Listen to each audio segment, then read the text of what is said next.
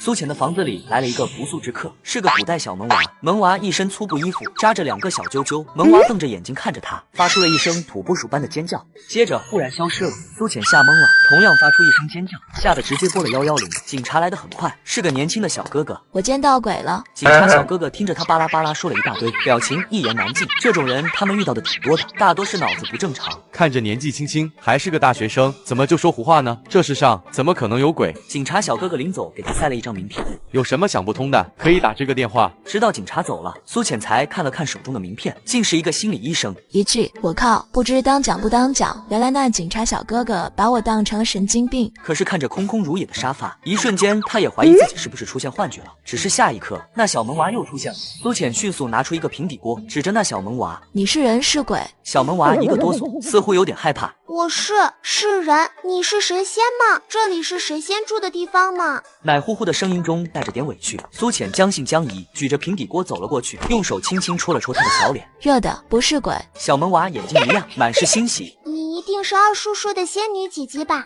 艾玛，我把她当鬼，可是她喊我仙女姐姐耶。不管了，就算是鬼，也是一只可爱的小娃娃，我喜欢。你真的是仙女姐姐吗？苏浅没有否认。你是谁？怎么来这里的？我梦里来的，我一想着来见神仙姐姐，我就来了。难不成就是小说里说的，我这房子是小女孩的空间？小萌娃眨巴了几下眼睛，忽然又消失了。我竟然能随意进出耶！萌娃一脸高兴，消失，出来，再消失，再出来，玩得不亦乐乎。难道还真是我？他猜对了，这房子是萌娃的空间，而且能随意进出的那种。仙女姐姐，我能随时来见你耶。这房子是我拿着老家的土地赔偿款以及爷爷奶奶一辈子的积蓄买的。我没有父母，爷爷奶奶也在3年前离我而去，孤苦一人，住在哪里都可以。所以在考上这边的大学之后，高3那个暑假，我便来买了这个房子。现在是大1的暑假，我也是刚搬进来不过5天的时间。所以这房子是怎么成为一个古代萌娃的空间的？明明是他的。苏浅还有些委屈，不过看到小萌娃一脸兴奋的脸，这份委屈少了几分。也罢，自己也挺孤单的，小萌娃这么可爱，给我作伴也挺好。这时小萌娃的肚子却忽然咕咕叫了起来，小萌娃不好意思地摸了摸肚子。别叫了，现在是晚上，不饿不饿，月儿不饿。苏浅看他这动作，又看他这浑身的打扮，瘦瘦小小的人，一看就是营养不良的样子。这萌娃也不知道从哪里来的。你叫月儿吗？没关系，你先坐，姐姐给你拿吃的。不一会儿，他拿了几片加了荷包蛋的面包，端着一杯牛奶放在茶几上。先洗手再吃。苏浅又带着他来到卫生间，打开水龙头，呼啦啦的水流了出来。啊，这水能自己流出来。这才伸出手去碰了碰，竟然还是温热的。他的手碰一碰，又碰一碰。小月儿，你家在哪里？我家在大柳树村。大柳树村是哪个朝代？朝代夏朝，对，是大夏朝。夏朝是历史上下商周的夏朝吗？看小丫头的服饰也不像啊。回到沙发那边，小月儿看着那些食物，又是吞了口水，抬头望向苏浅。姐姐，真的是给我吃的吗？我可不可以？可不可以？什么？我想带回去和哥哥和二叔一起吃。你先吃，我再准备一些给你带回去。看小丫头这穿着打扮，怕是家庭条件不大好，古代那生活水平，又是村子里的孩子，我也看过不少种田文，吃不饱穿不暖的。谢谢姐姐。小丫头才小心翼翼地拿过那面包，啃了一口，这一口她的眼睛晶晶亮，好吃，太好吃了。苏浅起身又从厨房找出1袋面包和几包袋装牛奶，还有一些其他小零食。小月儿已经吃了2片面包，还有1个煎蛋，却再也不肯多吃。姐姐，剩下的我能一起带回去吗？苏浅浅把那1袋子零食一块放在餐桌上。这些你都带回去，没吃饱继续吃，吃完再走好不好？小月儿看着那一大包东西，立马摇头。姐姐，太多了，我不能要，我没有钱。爹爹说不能随便要别人的东西。没关系，不过这件事你不能让你家人以外的人知道，好不好？对了，你家里都有什么人？这些东西带回去，家里人肯定瞒不住。古代人都是一大家子住一起，7大叔8大姨的，别有什么极品，匹夫无罪，怀璧其罪。我哥哥、小叔叔、爹爹，还有小月儿。那除了他们，不能再对任何人说起，好不好？这些你都带走，以后小月儿晚上再来，姐姐白天要去工作不在家。我听仙女姐姐的，只晚上睡觉时来。姐姐，明天我爹爹就回家了，我让爹爹给你钱，明天晚上我再来。好的。仙女姐姐再见。小月儿说完，忽然就这么消失了。苏浅看着已经空空荡荡的客厅，若不是看到那包零食也不见了，她也几乎以为自己是不是得了精神病。怎么会有这么神奇的事情？接下来我要怎么做？需要囤货吗？可是我又没有穿越呀，看了那么多小说，也没有这方面的经验。古代的萌娃竟然穿越到了现代，还把现代的零食也带了回来。小月儿看着神仙姐姐准备的一包东西出现在了桌子上。太好了，我真的把东西带回来了，我真的遇到了神仙姐姐。小月儿有些兴奋，立马去叫小哥哥，醒醒，有吃的，我真的遇到仙女姐姐了。小叔说的仙女姐姐真的有耶。沈云逸并没有睁开眼睛。小月儿，快睡吧，别做梦了。我不是做梦呀，哥哥，你快醒来看看。沈云逸总算睁开了眼睛。妹妹，你是不是又做梦了？小月儿也不搭理他，直接把手中的面包堆到了他的跟前。哥哥，吃，可甜可甜了。鼻尖传来香甜的气息，沈云逸一下子清醒了过来，瞪着眼睛看着妹妹手中拿着的东西。真的是吃的。妹妹，你从哪里弄来的？我说过了呀，是仙女姐姐给我的。你看，还有那些。哥哥，你快吃呀。他拿着面包片，干脆直接撕下一块给塞到了哥哥嘴巴里。沈云逸的眼睛都亮了，几乎是狼吞虎咽的吃起来。哥哥，这么多东西，我们叫叔叔一起过来吃。说完，小月儿迈着小短腿就要出门，却被沈云逸给拉了回来。二叔身体不好，我们明日再说吧。更何况明日爹爹也回来了，咱们一起吃。好的，明日拿给爹爹和二叔一起吃。俩人抱着那包东西放在床上，一人一边抱着那大袋子睡了。第二日一大早，两个小家伙几乎同时醒来，第一件事都是去看看那大袋子，见袋子还在。太好了，不是梦呀！小月儿，爹回来了。门外传来一声喊，小月儿一听，高兴的立马跑出去开门。爹爹！沈渊放下手中的箩筐，一把抱起了女儿。乖月儿，在家有没有听二叔的话？月儿乖乖的，听话。这时，厨房那边走出一个12、13岁的瘦弱少年来，看到沈渊说道：“大哥，你回来了。”他上前就要拎起那筐子，沈渊放下了小月儿，慌忙阻止：“太重了，你那小身板别拎，一会儿我来就行。”沈昭已经拎了上来，身子晃动一下，幸好沈渊眼疾手快，直接从他手中拎走了。您小子这几天身体咋样？好多了，现在天暖和了，不那么渴了。沈渊拎着东西来到厨房，从背篓里拿出几包药来。这是下一个月的药，你放好，平日注意些，别着凉了。谢谢大哥。谢啥？我是你哥，你在家好好念书，开了春到镇子上给你找个私塾。大哥，我不要念书了，私塾很贵的，一年下来最少要2两银子，更何况纸那么贵，我不想给大哥再增加负担。说什么呢？银钱的事儿你不用担心，大哥会想办法。你给老子好好念书。二弟身体弱，但是念书却很好，记性也好，就是念书的量，更何况二弟这身体，肩不能扛，手不能提的，不去念书能干啥？哪怕最后考不上，去做个账房先生，也总算能养活自己。这时，小云逸兄妹跑了过来。爹，二叔，你们来，给你们看个东西。看什么？爹不在家，你是不是又闯祸了？没有，是有好东西给你们看。等沈渊和沈昭看着桌上的玻璃杯以及一大包不知是何物的东西时，同时震惊了。我靠！二叔，你说梦里会有仙女姐姐陪着我，是真的呀？我真的见到仙女姐姐了。沈昭嘴角直抽抽。那是晚上你做了噩梦，一直哭，二叔就哄你说梦里有仙女，有好吃的，那是哄你睡觉的话，怎么可能是真的？不是，真的有仙女姐姐，我真的见到仙女姐姐了。沈渊上前打开那袋子，这包袱也不知道用什么做的，竟然也是半透明的。月儿，你那仙女姐姐怎么说的？这些都能吃？能吃呀，我和哥哥昨天晚上都吃了一些的，就这个仙女姐姐说叫面包，老甜啦。爹爹，你吃。沈渊直接拿过来塞到嘴里，沈昭和沈云逸也拿起一片啃了起来。娘的，活了20多年，竟然从没吃过如此美味的东西，神仙才能吃到的美味，太好吃了。吃是金贵，可是这琉璃盏更贵重，我们坚决不能收。琉璃盏这玩意儿可是有价无市，更何况成色这么好的琉璃。小月儿让沈渊给他钱带给神仙姐姐，沈渊也觉得如此，从怀里拿了一串铜钱出来。大哥，你还是写一封信表示感谢吧，这一串铜钱实在有些寒酸。沈渊觉得弟弟说的也有道理，小月儿能有这番奇遇也是造化。不管怎样，看小月儿那兴奋劲儿，他是免不了多去打扰人家，总要说声谢谢。行，等我明日再上山打猎，卖了银子不够的再给补上。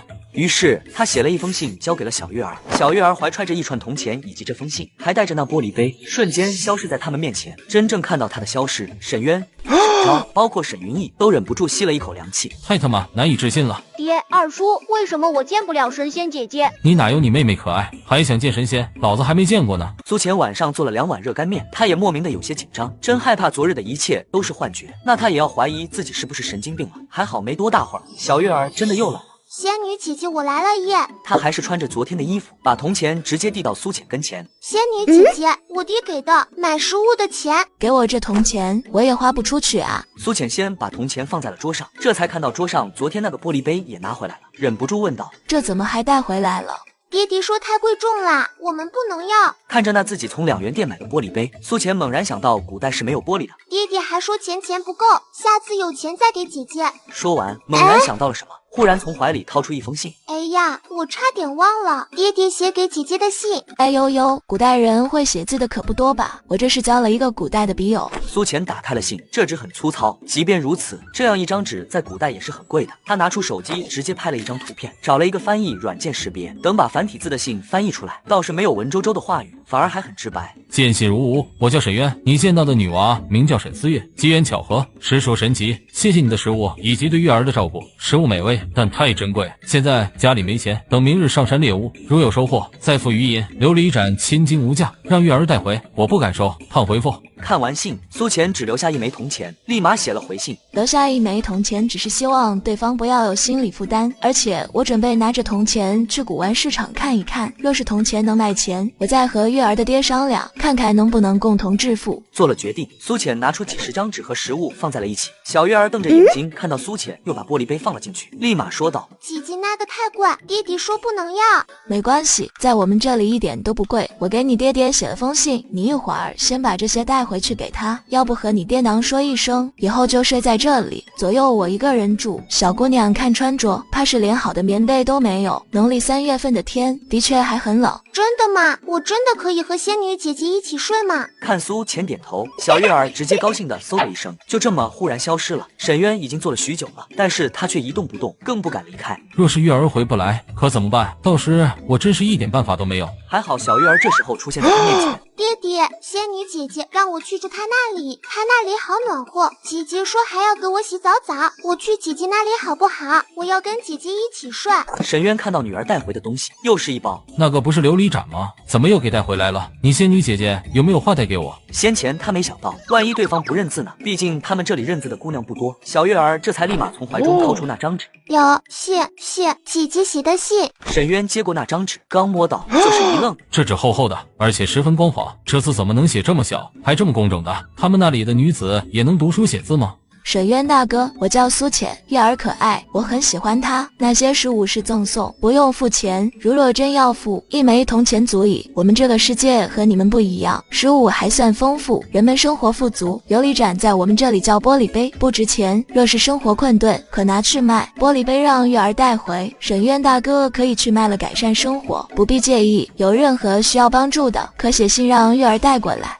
看了信，沈渊的眸色愈发震惊，眸光转到一旁的几十张纸上，这样雪白的纸张，还有那琉璃盏，他竟然说都不贵，而且生活都很富足，那是一个什么样的国家啊？月儿，到那边不能太麻烦姐姐，要乖乖的，知道吗？小月儿也是高兴的，直接原地消失。这臭丫头，你爹都不想要了。沈渊看了看那琉璃盏，觉得脑瓜子疼。这能去哪儿卖啊？镇上铁定不行，还是去县里看看。苏浅帮小月儿洗完澡，小月儿在床上蹦来蹦去。姐姐这床好软好软，像是躺在云朵上呀。小月儿，你几岁了？4岁半，不对，月儿快5岁了。那你哥哥几岁了？他叫什么名字呀？小月儿虽然年龄小，但是从她的话中，苏浅了解到她家里现在有一个叔叔，一个哥哥，爹爹和她没有娘亲。她的爹爹从过军，带着儿女回村后，发现自己的爹娘已经过世了，自己的弟弟一直住在大伯家，而且身体不太好。为了不拖累大伯一家，沈渊带着弟弟和儿女分家出来自立了农户。平日农闲时候，沈渊会进山打猎，辛苦赚来的银钱要给弟弟买药，还要养2个孩子。小月儿还说，整个大柳树村过得都不富裕，而且这个冬天没下一场雪，这是要旱灾的节奏。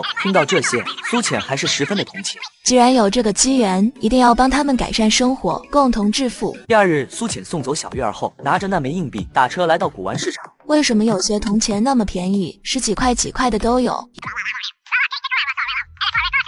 也不知道我这个能卖多少钱，若是也是10块、8块的，那还不如不卖呢。苏浅观察了一阵子，看到其中一家店里面坐着一个白胡子老头，坐在门口悠哉地喝着茶水，倒是有几分仙风道骨的样子。这样的老头比那些彪形大汉还带着纹身的人要让他更有好感，所以苏浅就选择了这家。小姑娘要买点什么？我不买东西，我是想卖东西。这位爷爷能不能帮我看看？我这儿可不是什么都收的，得看你手里是什么东西。他倒是不信一个小姑娘能拿出什么好东西，虽然他刚刚看着小姑娘的面相，竟是有些看不透的样子。他们做这一行的大多是会些玄学的。我年轻时候可是一个有名的神棍，看过的命不说100%准确，也有80%的准。可是这姑娘有点意思啊。苏浅跟着进了屋，直接拿出那铜板放在了台子上。老爷爷，这是从我家老房子里挖出来的，您看看。白胡子老头一看那铜钱，还有些失望，就是一枚5铢钱罢了，这条街上多的是，而且这种5铢钱曾经都是按吨出土的，即便是真品，也就值个几十块钱。老头拿着放大镜看了上去，这一看却是赫然起身，直接走到了外面的光亮处，眸色越来越震惊，捏着铜钱的手似乎都抖了起来。刚开始这老头一脸嫌弃，我还以为就是网上说的那种大把的不值钱的5铢钱，谁知这老头最后竟然这么震惊，看样子很值钱啊。你这铜钱从老房子里挖出来多少，都可以拿给我看看，我都收了。老头有些激动，万没想到这小姑娘给他这么大一个惊喜。老爷爷您还没说，我这铜钱到底值多少钱呢？你这铜钱比其他5铢钱确实珍贵一些，但是毕竟也只是5铢钱，一个我给你算2万元的价格。一个2万元，那天小月儿带来的一串得有200个吧，200个不得400万。这一枚铜钱在古代就是1文钱，买不了什么东西，可是一倒手2万块，我的妈呀，发大财了！老爷爷，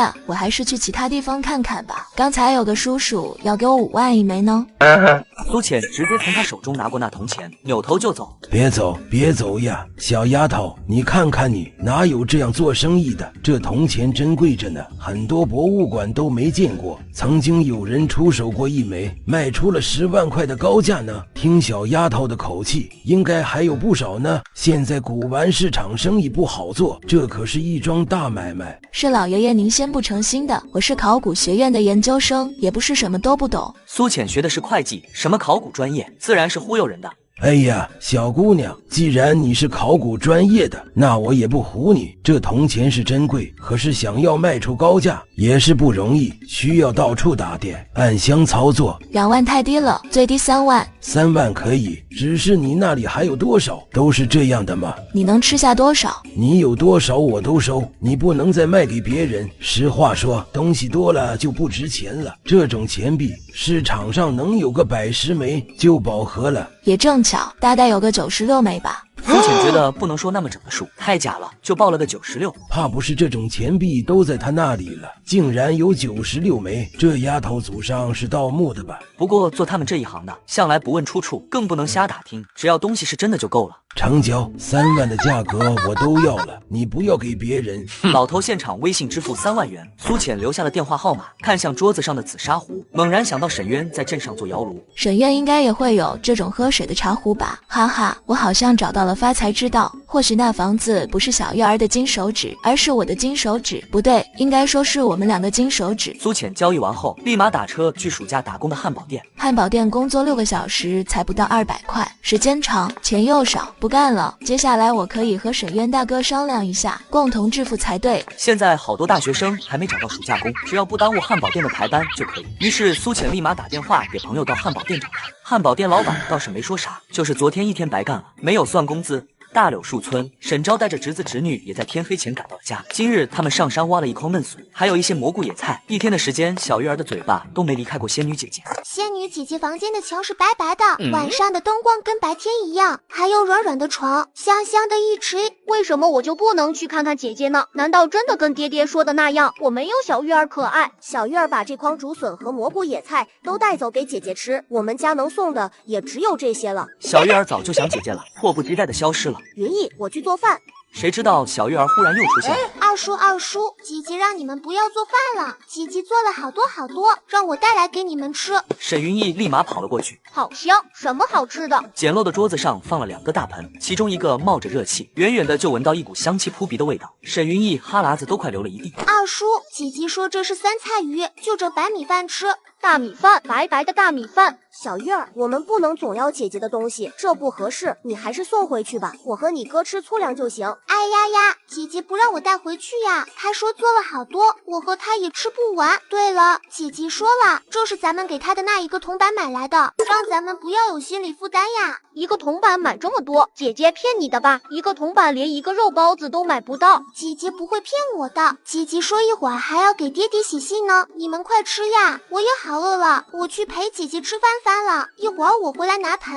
小月儿现在是无条件的信任苏浅，说完赶紧走了。看她消失后，叔侄二人面面相觑。二叔，我们吃吗？我也饿了。吃吧，回来大哥卖了猎物，让月儿多带些银子给他，不吃还能咋地？虱子多了不痒，债多了不愁，反正也是拿了这么多了。听到小叔这么说，直接夹了一块鱼肉吃到嘴里，好吃，这鱼肉怎么可以这么好吃呀？太香了啊，味道好极了。第二天上午，苏浅拍完摄影工作，下午就跑到市场去囤货。古代的铁器属于管制用品，铁锅贵得惊人，也不知道小月儿家里有没有铁锅。记得这家可以定制铁锅的，毕竟古代没有煤气灶，是那种大土灶，需要的锅太大。于是他定制了2口锅，一个炒菜用的铁锅，一个蒸煮一体锅。师傅说3日后可送货上门，不过需要100块钱跑腿费，加上跑腿费，总共也不到1000块。苏浅又买了挂面1大包，大米1袋，面粉1袋，油1桶，10斤猪肉，还有一些生活用品，比如毛巾、牙刷、香皂、洗衣液之类的。超市竟然也不送货，他猛然想到可以叫跑腿的，即便如此，也是折腾了好半天。我这脑子，这些都可以从网上买啊，还送货上门，我这是折腾个什么劲儿？哎呀呀，棉被，我竟然差点把这最主要的给忘了，不知道那个朝代有没有棉花了，冬天是咋过的？虽然已经是3月天，慢慢暖和了，还是有备无患。于是又是一通操作，直接订购5条，七七八八，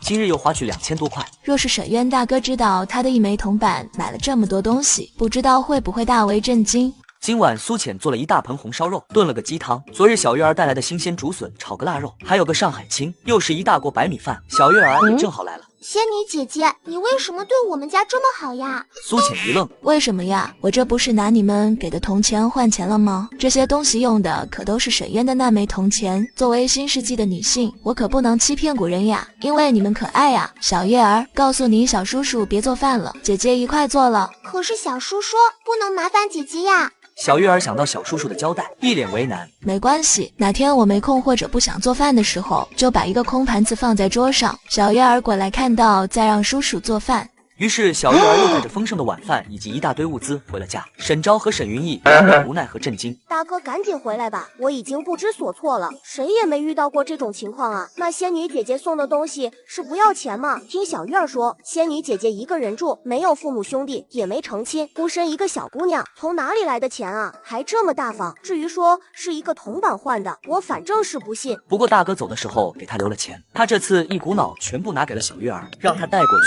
沈云逸倒是没有这么纠结，他吃得满嘴流油。二叔，你说是不是我的娘亲变成了仙女？不然她咋对我们这么好呢？你这人长得不美，想得倒挺美。你仙女姐姐可没有你这么个吃货的大儿子。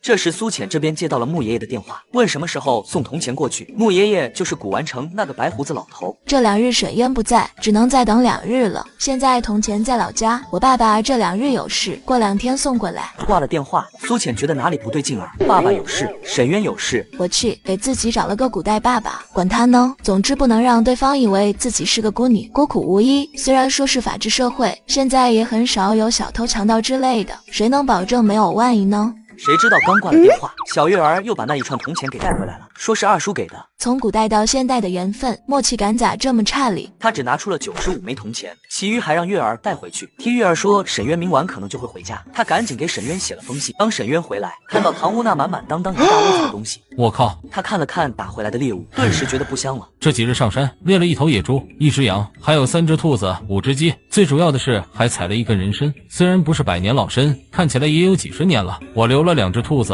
2只鸡，人参也没有卖，想着送给苏浅做谢礼，那可是宝贝的东西，其余的给卖了，得了18两银子。我还觉得这次收获不错，可是看到屋内这些东西，我真是无语了。大哥，实在不是我要收的，我实在管不住小月儿啊，一直往家带东西，还带饭。爹，我们能先吃饭吗？我饿了。吃吧，不吃不是浪费了吗？这一吃，他像是800年都没吃过饭一般，狼吞虎咽。他从来没吃过这么好吃的饭菜。等吃完饭后，沈云逸才想起妹妹拿回来的信。爹，信，小月儿拿来的信，说仙女姐姐给的。沈渊一把拿过那张纸。沈渊大哥，你好，见信如晤，有个事情想与你商议。那天拿走一个铜板，那铜板在我们这里属于古币，很值钱，我卖了3万块钱，忽然大发奇想。听闻你那里生活困苦，我这里物资丰富，若是同意的话，我需要再拿走95枚铜钱，那来的钱可为你们换些物资。现在我已经开始筹备，目前只准备一些粮食及日用品，你那里还有什么需要的，也可来信告知。剩余的钱我可为你们换成银子，当然买来的钱咱们需要55分账，若是对此比例不满，可再商议。另外，这个提议你若是不同意，也可来信告知，我觉得你应该会同意吧。最后，苏浅还画了一个大笑脸。大哥，仙女姐姐怎么说呀？真的是一个铜板买的吗？小月儿已经说过很多次了，反正我是不信。沈渊直接把信纸给了沈昭。沈昭看完信后，大哥，你说他们那里真的那么好？大米和白面都是随便吃的吗？你问我，我问谁去？这些东西都藏好，不该出现的东西用完后烧掉。沈渊看了看那些米面外面的袋子，都是他们这里不曾见过的。不行，他这里是藏不住的，得想想办法。大哥说的是，可是大哥，你是信了他的话？世间之大，无奇不有，有什么不可信的？我信。那我们岂不是能换好多东西？这个灾年应该能过了。我现在回信给他，看能不能帮着买点种子。沈昭在一旁看到大哥在最后竟是也学着那仙女姐姐画了一个诡异的笑脸，也忍不住嘴角抽了抽。好家伙，这还是大哥嘛？不过这句子能不能优美些？都是一些大白话，怎么最后还闲聊上了？大约也是想了解一些关于仙女姐姐那个世界的事情吧。写完了信，沈渊就找了个盒子把人参给装了起来。本来还想着把兔子和野鸡也装起来，可是想了想，真是拿不出手。小月儿在那边吃了饭就回来了，看到爹爹后，小月儿也是十分高兴。爹爹，你回来啦！仙女姐姐的信你看了吗？你有没有给姐姐写好回信？姐姐说明天想带我出去玩，试试我能不能走出她的房子。会不会有危险？仙女姐姐会保护我的。等小月儿把信拿回来，并告诉苏浅她爹爹同意明天待在这边不回去了。我们明天先试试，看看你能不能走出这个房子。说完，苏浅拿起沈渊的回信看起来。苏姑娘你好，见信如晤，来信已收到。对于你的提议，我不同意，55分成改为37分成，你7我3。至于铜板姑娘可自行处置，若是可以，我这边需要一些种子、黄豆和小麦，谢谢。其他物品我都收下了。今日打猎刚回来，附赠人参1只，聊表谢意，姑娘不要嫌弃。第二日一早，苏浅带着小月儿洗漱好后，慢慢打开房门。小月儿小心翼翼地走了出去。怎么样，有什么不舒服的感觉吗？没有耶，和在大柳树村是一样的，感觉好好耶。苏浅怕小月儿第一次看见高楼大厦和满街跑着的汽车，怕被吓到，先带她来到楼下的甜品店，适应一下周围环境带来视觉上的震撼。一个服务生走过来打招呼：嗨，苏浅，这个可爱的萌娃是谁呀？以前没见你带来过呀。我表妹，还穿着古装，好可爱呀。等苏浅点完餐，服务生走后，小月儿小声跟苏浅说道：姐姐，你们这边不是生活富裕，不缺吃的和衣服吗？是呀，怎么了？我看刚才那位姐姐的小裤裤上都是洞洞，破破的。哎呀妈呀，你这是解锁了什么奇葩的新技能？居然能看到人家的小裤裤，吃瓜技能吗？我也不知道，走出房间后能看到很多东西。看到很多，谁的都能看到吗？苏浅随手指了店里另一边坐着的一男人说道：那个人呢？你能看到什么？他的屁屁现在一缩一缩的。该不会是想上厕所拉屎巴巴吧？不是，是屁屁生病了。生病？你是说他的痔疮犯了？他喜欢在蹲茅厕的时候刷视频，一蹲就是半个时辰，然后屁屁就生病了。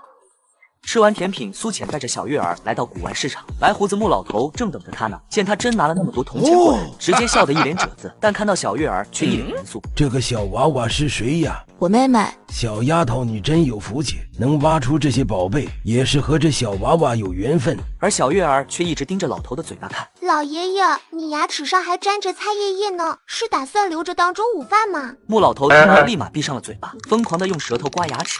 我眼神不好，我就说怎么今天您的牙那里有一片绿色呢？我还以为镶了一颗翡翠呀，居然是一片菜叶子啊！老爷爷，你要不张开嘴让我们看看，我们也正好告诉你那片菜叶子在哪的位置。不用了，已经咽下去了。丫头，给爷爷说实话，除了铜钱，你应该还挖出不少其他宝贝备吧，有什么也拿来给爷爷长长眼。这个吗？我还得回去问问我爸，好像是有来着，就是不知道我爸卖了没。那可说好了，若是没卖，一定要卖给我，咱们老交情了，我最起码不会坑你。好呀，穆爷爷这里价个公道，我自然是信穆爷爷的。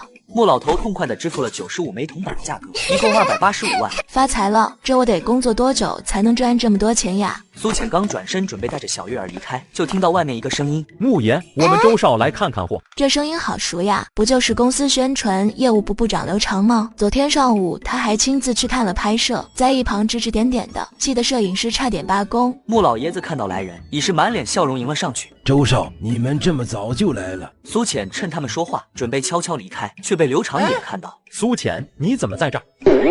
刘部长，真是巧啊！刚打了招呼，苏浅目光一转，看到了刘长身后的男人，吃了一惊。这不是周氏珠宝的太子爷周长川吗？你还没回答呢，你来这里干什么？来买古董，你买得起吗？刘部长说笑了，您看我像能买古董的人吗？我就是随便转转，长长见识。您先忙，我不打扰了。等等，一个公司的周少，他是暑假兼职来公司的模特。模特，这么矮的模特，沃尼玛，我净身高1.65米好吗？这还矮吗？特招的，他的手特别好看，手模。这时，旁边的小月儿看着周长川，又开始了人的吃瓜报复。仙女姐姐，她还说你矮，看着挺聪明的样子，其实脑子不太行。是啊，他咋了？就是他小时候不想上学堂，所以学着他爹爹的女秘书装病，但是那个女秘书是假装怀孕，所以女秘书呕吐他也跟着呕吐，女秘书难受他也跟着难受。那个女秘书为了争宠去找他爹爹，然后说肚子里的小孩在踢他，他知道了也去找他爹爹，然后说他肚子的小孩在踢他，然后他爹爹看着他陷入了沉思，下一秒钟他就被打屁股了。那年他5岁。我去，这到底是什么喜剧人？他想要装生病不是有很多种装法吗？为什么非得学人家装怀孕？苏浅一看，周长川的脸已经黑得吓人。周少，你们忙，我们先走了。姐姐，还有呢。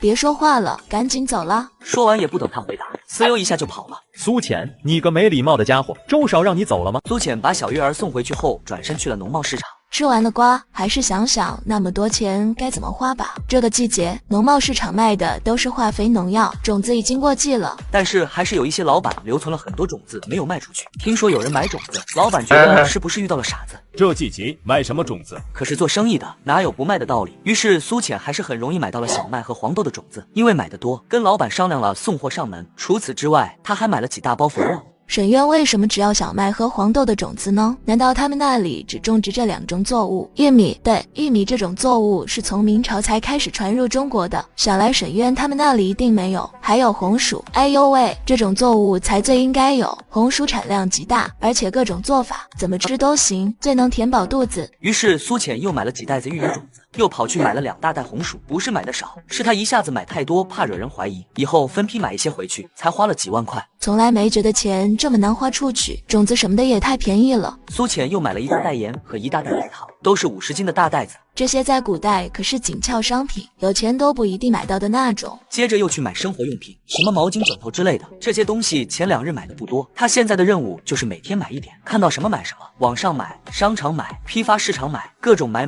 结果买了一下午，才花掉了10多万。而他的房子里，其中一间堆满了种子、化肥和杂物。这种囤货的感觉也不错啊，就是太累了。就在苏浅疯狂囤货的时候，沈昭回到家，看到一个6、7岁的小丫头在拽小月儿的衣服，小月儿一直在哭。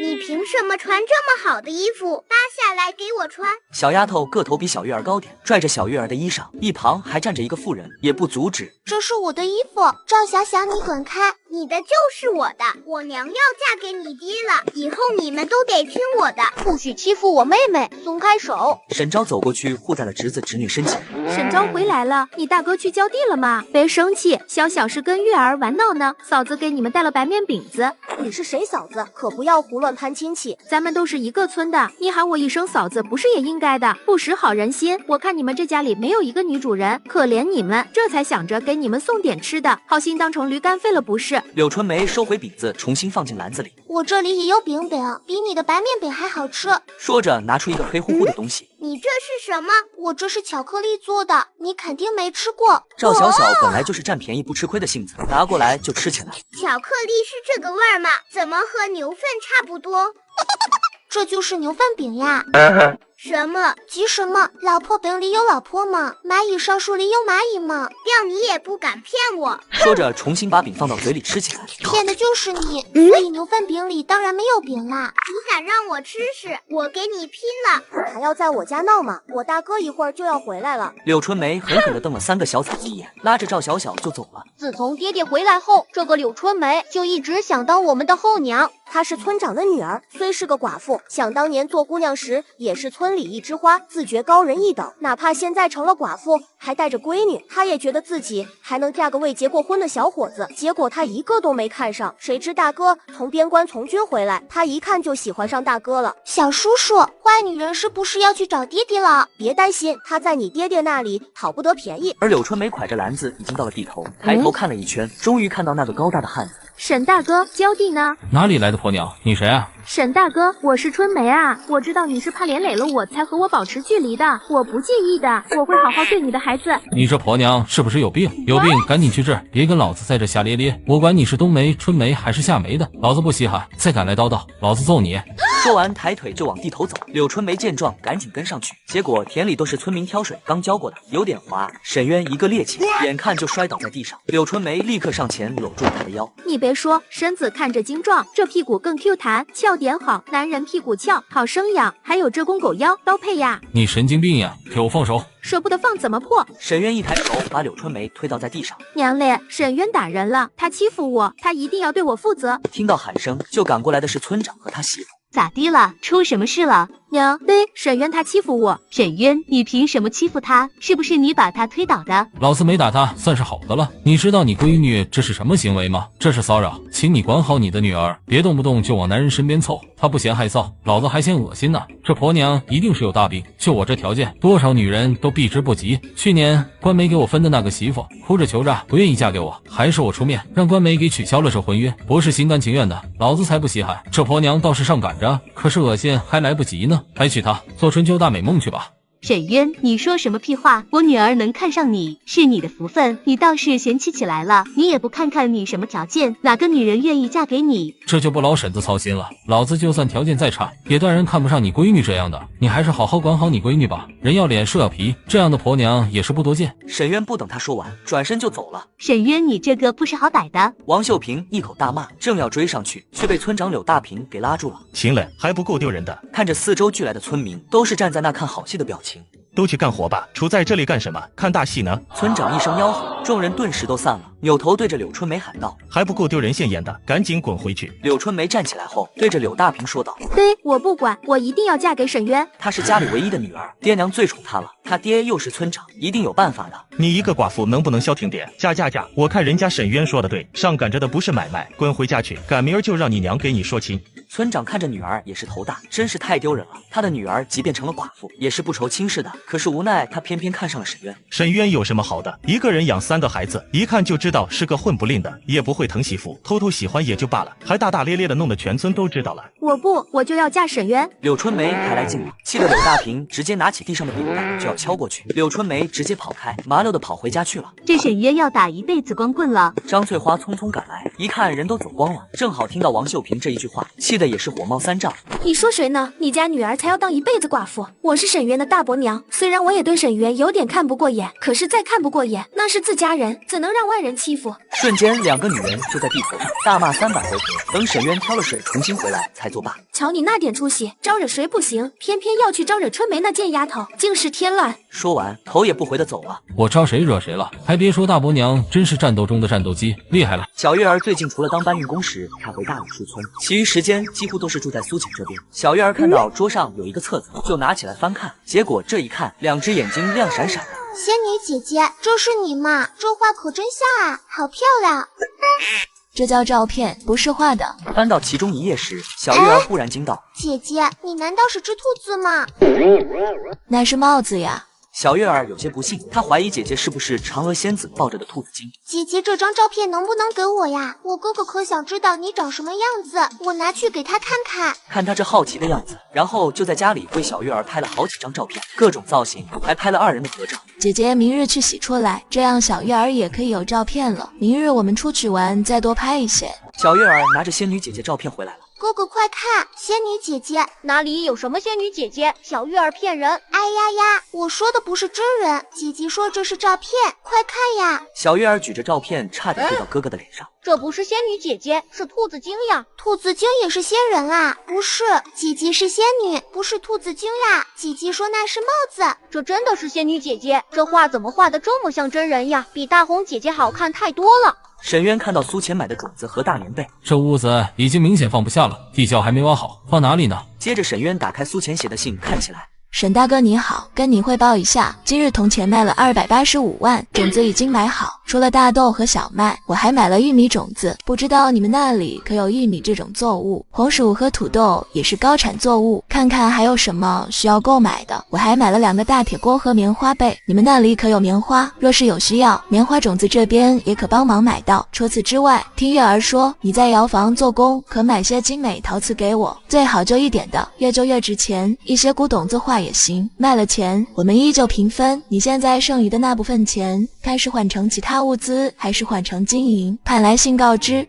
看完信，沈渊一看这些物资，那圆乎乎的黄豆直接把他镇住了。这是什么黄豆啊？竟然这么大，而且颗粒饱满。还有这个什么玉米，是什么作物？听都没听过。沈昭看到这没见过的种子，说道：这怎么种？咱们这里没有啊，种出来怎么吃？我回去问一问，种子吗？埋进土里浇了水，总能发芽。只是这东西却不能明目张胆的去种，就如同这些没有见过的物品一样，暂时见不得光。哇哇，仙女姐姐还给我们买了2口大锅，姐姐也太好了，这得多少银子啊？东西不能再放这儿了，今晚上我们赶工，把地窖挖大一些。平日家里虽然不常有人来，可也难免有个万一。不过想到今天那可恶的柳春梅，又想到自己的大伯娘把前日带回来的东西给拎了出来，里面有一袋子白面，还有1条肉、鸡蛋，是他自己在镇上买回来的。云姨过来，把这些给大爷一家送过去，就说前2日我打猎得了不少银钱，让他们放心拿着。沈云逸点头，立马拿过那篓子，小心点，别让人看到了，敢重新拿回来，老子打断你的腿。沈云逸来到老宅，听到沈云逸来了，二婶孙叶子就有些不高兴。沈渊的大伯家一共有4个孩子，3儿1女，其中大儿子和2儿子已经成亲，孙叶子便是2儿子沈恒的媳妇。倒是大婶子赵燕立马迎了过来。小一儿，你怎么来了？吃饭了没？你是赶着饭点来的，还真是会赶趟儿。你小叔是不是又病了没做饭？真是欠了你们3房的了。大爷大奶，我吃过才来的，这是我爹让我送来的东西。带什么东西？你爹还养着你们3个小崽子，老大，你还是给送回去。谁知那孙叶子却是忽然站了起来，直接揭开了那篓子。小一儿，你爹是不是又上山打猎了？婶婶看看都拿了什么？那篓子已经被打开，露出了里面的东西。你个没出息的东西，馋死你！张翠花吆喝一声，目光也转到了篓子里。这一看，众人都惊住了。那1块肉得有5斤，还有那白花花的鸡蛋，1袋子白面。哎呦呦，我的娘啊！你爹这是疯了不成？日子不过了。爷爷，你爹这是发财了！我早就想跟着沈渊哥去打猎了，这次去既然也不叫我，真是太不够意思了。爹爹去打猎了，收获了不少东西，大爷大奶，这些都是孝敬你们的。爹爹不让我拿回家，否则要打断我的腿。沈云逸说完，好像生怕大爷又把东西退给他，转身就跑了。跑什么跑？你个臭小子，小心点！你说说，就算打猎赚了点，也不能这么浪费啊！还拿过来干什么？我看需要补一补的是那3个孩子，一个个瘦的跟猴似的。沈渊兄弟这是念着爹娘的恩情呢，不收怕是他也过意不去。是个好孩子，按理说这孩子跟我们也不亲，毕竟他一去边关就是8年，他这是看着我们帮他父母处理了后事，又带了沈昭几年。老婆子收了吧，我看那沈渊是个有出息的，他心里一定有数。沈渊见时候还早，就给苏浅写了回信，又拿出了一个陶瓷瓶，这是他从窑坊的废品中捡出来的，不知道扔那里多久了，有点旧。他原本捡回来是打算给小云逸当尿壶的，他还把药方给拿了出来。沈渊指花瓶可只说道：月儿，把这个带过去给姐姐。这边苏浅收到了小玉儿拿过来的信。苏姑娘你好，物资都收到了，真是万分感谢，都是很有用的东西。银钱方面你看着办，物资就照姑娘所说，每日慢慢累积，不用着急。至于你说的古董陶瓷字画，家中倒是有一个从窑坊拿回来的陶瓶，先让玉儿带去，你看看是否得用。另外我还有一声相求，家中幼弟自小身体羸弱，大夫诊断是肺喘之症，药方带去，若能寻得良药，感激不尽。剩余钱财不用换金银，一切都由姑娘处置。我们这里没有听说过你说的玉米和红薯等作物，那是什么样的作物？产量有多大？如何播种？可否告知？看完信后，苏浅又拿起药方纸一直看。这药方的纸也会很值钱吧？这古色古香的纸张，古老的字体，哎呀，还是算了。花瓶能保存上千年，只经历了上千年历史的洗礼，有这么整齐吗？还是不要去冒险了。你们这些大胆刁民总是想害朕。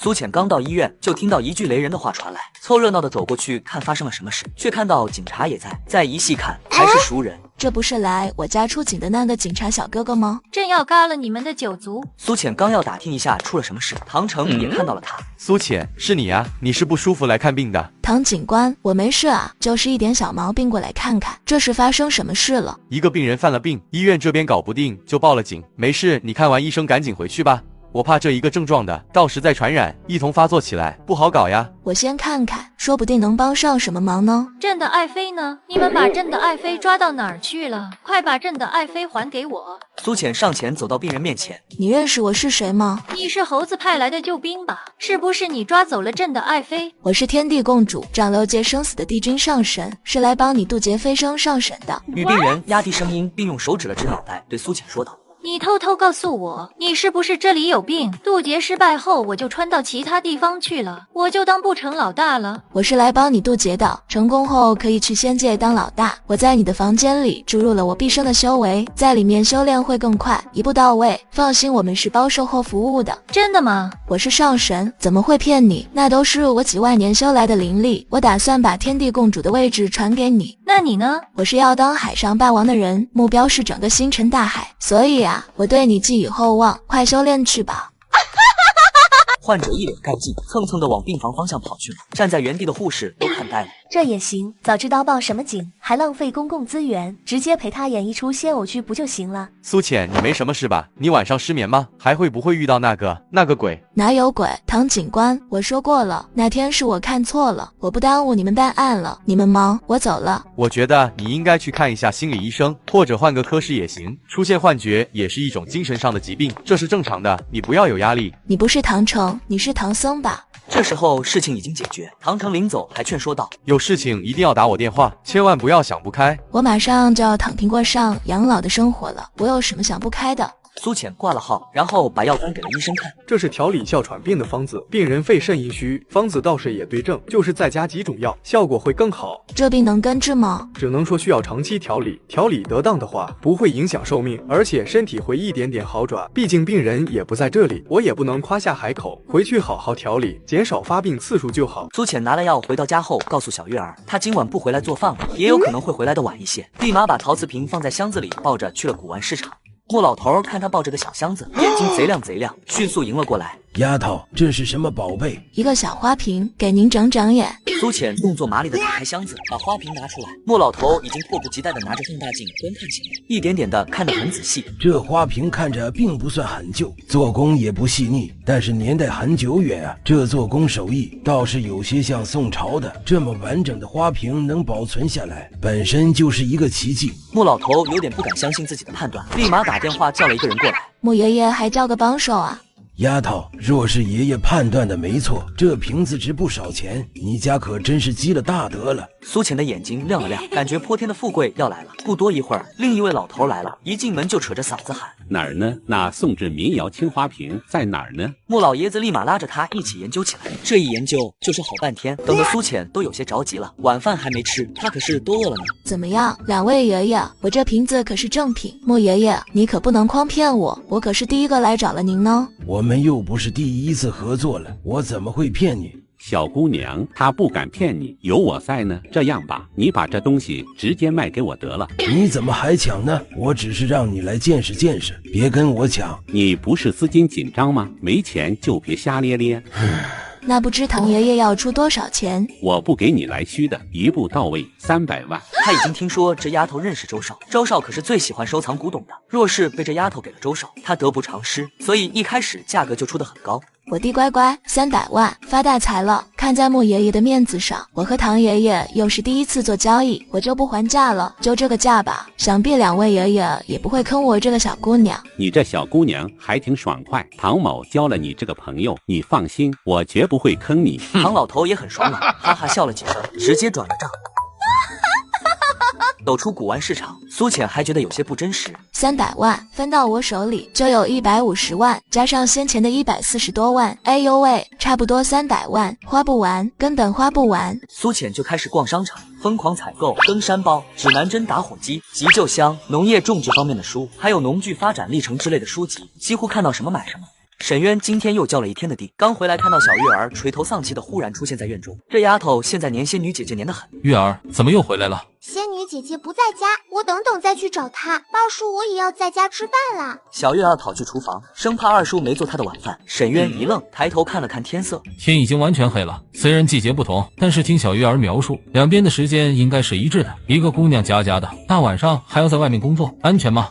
这情绪一直延续到饭桌上。沈昭今晚熬了大米粥，萝卜炒肉，又凉拌了一个野菜，再配上早上剩下的肉包子和昨天剩下的白面馒头，这饭菜比镇上的大户人家也不差了。期间，小月儿又去了2趟，苏浅都还没有回家。姐姐今晚上是不是不回来了呀？胡说，一个女孩子怎么可能会彻夜不归？可是姐姐说了，他们那里还有上夜班的，就是晚上去做工，白天回家睡觉的呀。一听此话，沈渊的眉毛立马拧成了一团。那到底是什么国度啊？女人晚上也要去做工，也太辛苦了吧？小云逸倒是吃得畅快。担心什么呀？姐姐可是小仙女，能有什么事儿？指不定仙女姐姐一会儿就回去了。我觉得一儿说的对，咱们还是不要胡思乱想了。吃完饭，沈渊去地窖整理物资。一会儿，小月儿拿着苏浅的照片走进来。爹爹，仙女姐姐还没回来呢，怎么办呀？姐姐不会出事吧？可是我们能怎么办？又过不去。但是他还是给苏浅写了一封信，想告诉她一定注意安全，晚上就不要随便出门了。写好信后，又把跟了他10多年的匕首拿出来，一起交给小月儿。月儿，赶紧把这些带过去，看看姐姐回来了没。小月儿把苏浅的照片随手放在桌上后就消失了。沈渊的目光扫过那照片，脸根竟是忍不住红了红。娘的，我一定是疯了，竟然对一个见不到的姑娘起了心思，这是我能肖想的吗？他强迫自己不去看，却又忍不住偷瞄了一眼那眉眼弯弯的样子，好像在对着他笑。这哪是迷人的仙女姐姐，简直是勾人的妖精。沈渊一直在那里坐着，如坐针毡一般，半天才憋回去。沈昭过来看到大哥还在这里坐着，回头看了看，没见小月儿。仙女姐姐是不是回来了？小月儿不在。明日找一下大伯母，我想成亲了。大哥，你是怎么想通的呀？或许成亲有了女人之后，我就不会这样了吧。小月儿这次过去，苏浅已经回来了。小月儿，你来的正好，快来看我给你买的新衣服，还有你的照片也洗出来了。姐姐，我来好几次了，你都不在，你去洗照片了呀？吓死我了！哇，是姐姐不好，让小月儿担心了。不过以后你都不要担心啊，姐姐这几日可能都会很忙。小月儿的注意力已经集中在了新衣服和照片上。哇塞，这衣服好漂亮啊！我现在就穿上。等小月儿换上新衣服后，又拿起了照片，眼睛都眯了起来。姐姐，这真的是我吗？我这么好看吗？这都不像我了呀。小月儿在来这里之前几乎没有照过镜子，更何况古代的铜镜应该也不便宜。姐姐，我好喜欢这些照片呀，我可不可以带回去给爹爹看？小月儿拿起照片就要走，只是忽然想到爹爹的交代，立马指着桌子上说道：姐姐，我差点忘了，爹爹的信，爹爹让你回信呢，我先回去，一会儿过来拿信呀。小月儿兴冲冲地离开了，第一眼看到的就是那把匕首，看着就十分古朴精致。这是沈渊又送过来的宝贝吗？这是又让我去卖的古董，这是又要进账了呀。看完匕首，他才打开了兴致。苏浅，你好，今日晚归，我特别担心，可有什么不能做？希望你没有事。我不知道你们那里的治安怎么样，但是身为女子，还是要注意安全。赠送匕首一把，请务必随身携带。你送来的东西都很金贵，若是今生有缘，一定当面致谢。望你一定保重身体。看信后尽快回信，不然我担心的睡不着觉。看到里面的内容，苏浅也是忍不住抽了抽嘴角。没想到我回来晚了3个小时，沈渊竟是担心成这样。这个汉子也挺柔情的吗？还有这匕首，既然不是让我拿去卖的，而是送给我防身的。只是这匕首拿出去防身太显眼了，更何况我们这里也不能打打杀杀啊，还是辣椒水更管用更实用些。不过苏浅很久没被人这么关心过了，这感觉让她有些奇妙。明明是2个世界的人，怎么仿佛家中有人牵挂她了一般？苏浅感动的立马给沈渊写了回信。这几日囤的物资太多了，一会儿小月儿过来，让她先带一部分过去。但是这么多东西出现在古代，怕是沈渊也要费功夫藏起来，不如有些直接先放在这里，等需要时候再让小月儿拿回去，两边共同储存，才能存得更多嘛。沈渊这时候正在看照片，沈昭和沈云逸也被小月儿喊了过来。哎呀，小月儿，你的新衣服太漂亮了，还有这是什么神仙照片啊，比画的还要美。小云逸激动的哇哇大叫。小月儿又带回了一大堆物资，还有一封信。沈渊迫不及待，直接先看信。沈大哥你好，今日实在抱歉，工作上耽误了一些时间，以至于晚上回家迟了，让你们担心了。今日下午拿着方子去找了大夫，沈昭的病需要将养着，并没有特效药，但是我给你拿了我们这里的药，可以让沈昭试一试，用法附在后面，还有一瓶喷雾状的可随身携带，遇到紧急情况再用可救人一命。对了，那个花瓶今日我去卖了300万，我们一人一半，今日花销6万8千块，还剩余太多，请来信告知需要什么，若没什么需要的，我就按我自己的意思去置办，你看行不行？沈渊一大早就和大堂兄沈亮二人去了镇上。渊弟，你今天怎么了？没睡好？大哥，你见到好看的女人会有想法吗？有啥想法？当我没问。沈渊闷头往前走去，沈亮这才明白过来，赶紧追了上去。老弟，你看到谁有想法了？一张画。一张画？难道是美人图？沈渊的眼睛亮了亮。对啊，我或许不是真的对小仙女有什么邪念，指不定看到其他美人图也这样呢。沈渊这么想着，觉得自己应该去试一试。说干就干，到了镇子上，他把沈亮打发去买粮食，以给沈昭买书的名义去了一家书店。结果刚进书店，就看到上面挂着几幅图，还真有一幅美人图。他看了半天，失望的想要退出去。一旁的伙计观察他了半天，看他一直盯着那幅美人图看，伙计好像明白了什么。客官，你是不是想要那种小人打架的书？小人打架的书？还有这种书？教人打架的？就沈昭那身板，若以后自己去书院念书，被同学欺负了可不好，总要买回去给沈昭读，也不会浪费。于是他故作深沉的点了点头，伙计就把他领到一个角落里，从柜子最下面的最里面抽出一本书来。没剩几本了，客官若要，便宜卖给你。沈渊接过那书，一看到那封面，立马给扔了回去。我靠，你们这书店竟然卖这种书，还要不要脸了？你要脸，你要脸！一大早站在这里看美人图，不买赶紧滚蛋！最后自然是沈渊没脸，离开了书店。他决定以后坚决不去看苏浅的照片，也许问题就迎刃而解了。再不多想，赶紧跑去窑坊买陶瓷瓶子。而苏浅看到小月儿带的陶瓷瓶子，有的做工还很精致，赶紧给唐老打了个电话，约好见面。听说他这里还有几个瓶子，竟是派人来接他去唐园，正好瓶子不好带，苏浅也没拒绝。到了唐园，唐老早就等着他了，二话不说，直接看货。他细细观察，跟先前那个瓶子出自同一时代，不过做工更加精细。祖先的智慧真是让人佩服。这些瓷器很多常埋地下数千年，可是出土那一刻还是这么新，品相不错。小丫头，你家祖坟可是冒青烟了，指不定祖上还是富贵人家啊。我也觉得可能我家祖坟冒青烟了，也幸好遇到了唐老您，不然我也不知道它们的价值。最后唐老根据这些瓶子的价值报了价钱，6个瓶子一口价1500万。苏浅的眼睛都快冒出钱来了。多谢唐老照顾。是我该谢谢你，我这里很久没收到这么好的货了，我带你去看看我的藏品。等他到了唐老的收藏室，才更加震惊，什么瓷器玉石，甚至还有字画典籍，应有尽有。这时仿佛是有一种莫名的力量在牵引着他。苏浅突然看到一块玉佩，眼中闪现出一丝的震惊。这玉佩是断的。是呀，可惜了这美好玉，这是上等的羊脂玉，若不是碎成2半，也是价值连城的宝物。唐老师说这玉也是古董。不错，这做工是古代匠人一刀一刀雕刻而成，做工和技艺类似于汉朝，但是这也是老朽的单方面的判断，并无考究，你听听就罢了，做不得数。唐老，不知这枚玉佩是否可以割爱？这些年，我带很多朋友来参观我的这个收藏室，也送出去过很多宝物，但是看上这个碎玉佩的，你还是第一个。或许你跟这枚玉佩有缘，很少会有人喜欢一个残次品。你喜欢的话就拿去。那怎么行？不瞒唐老说，我是真喜欢这块玉，唐老肯割爱，我已经十分感激，怎能让唐老赔钱？行，这玉佩我当时收的没花多少钱，好像是60多万来着，毕竟是破的。你若真想给50万好了。苏浅花50万买了一个断了一半的玉佩，是因为另一半在他这里，2个半块的玉佩被他合在一起，严丝合缝。这时缝隙处忽然闪现一丝乳白色的光芒，接着那条缝隙竟是以肉眼可见的完全粘合在一起。哇塞，姐姐好神奇哟，断了的玉佩竟然连在一起了。天呀，竟然真的合二为一了，看不到一点的瑕疵，这是怎么回事？我并不是奶奶的亲孙女，是爷爷奶奶在庄稼地里捡到的。这半边玉佩是奶奶临走时交给我的，说是当时这玉佩从我的脖子里掉出来的，只有半枚。这玉佩若真是古代出品，难道我是个古代人？这一想法让苏浅有了危机感，就怕自己哪天穿回古代去怎么办？不行，还是要囤货，最要紧的是黄金白银，这在古代也是能用的。于是立马带着小月儿去了银行，买了好多黄金，又去了金银珠宝首饰店，又开启了囤货的节奏。姐姐，我们家快堆不下了，爹爹说好多都不知道干啥用的。爹爹说暂时先不卖瓶子了，囤的粮食应该够度过这个灾年了，不然东西太多太扎眼，很危险。行吧，反正物资和粮食囤的也很多了。沈渊带着几个兄弟上山打猎3日后才回来，这次猎了2头鹿，野鸡16只，野兔20只，最主要的是还有1只老虎。天爷啊，竟然打到1只大虫，还有这么一堆猎物，你们几个是怎么抬回来的？大伯，这虎皮得赶紧剥，一会儿我教你们怎么处理虎骨。车，你说咋弄，我们都听你的。张翠花不放心，也跟了过来，便对沈渊说道：冤啊，前2日昭儿告诉我说你想要相亲，这2日我去找媒婆了，还真给你找了个好看的。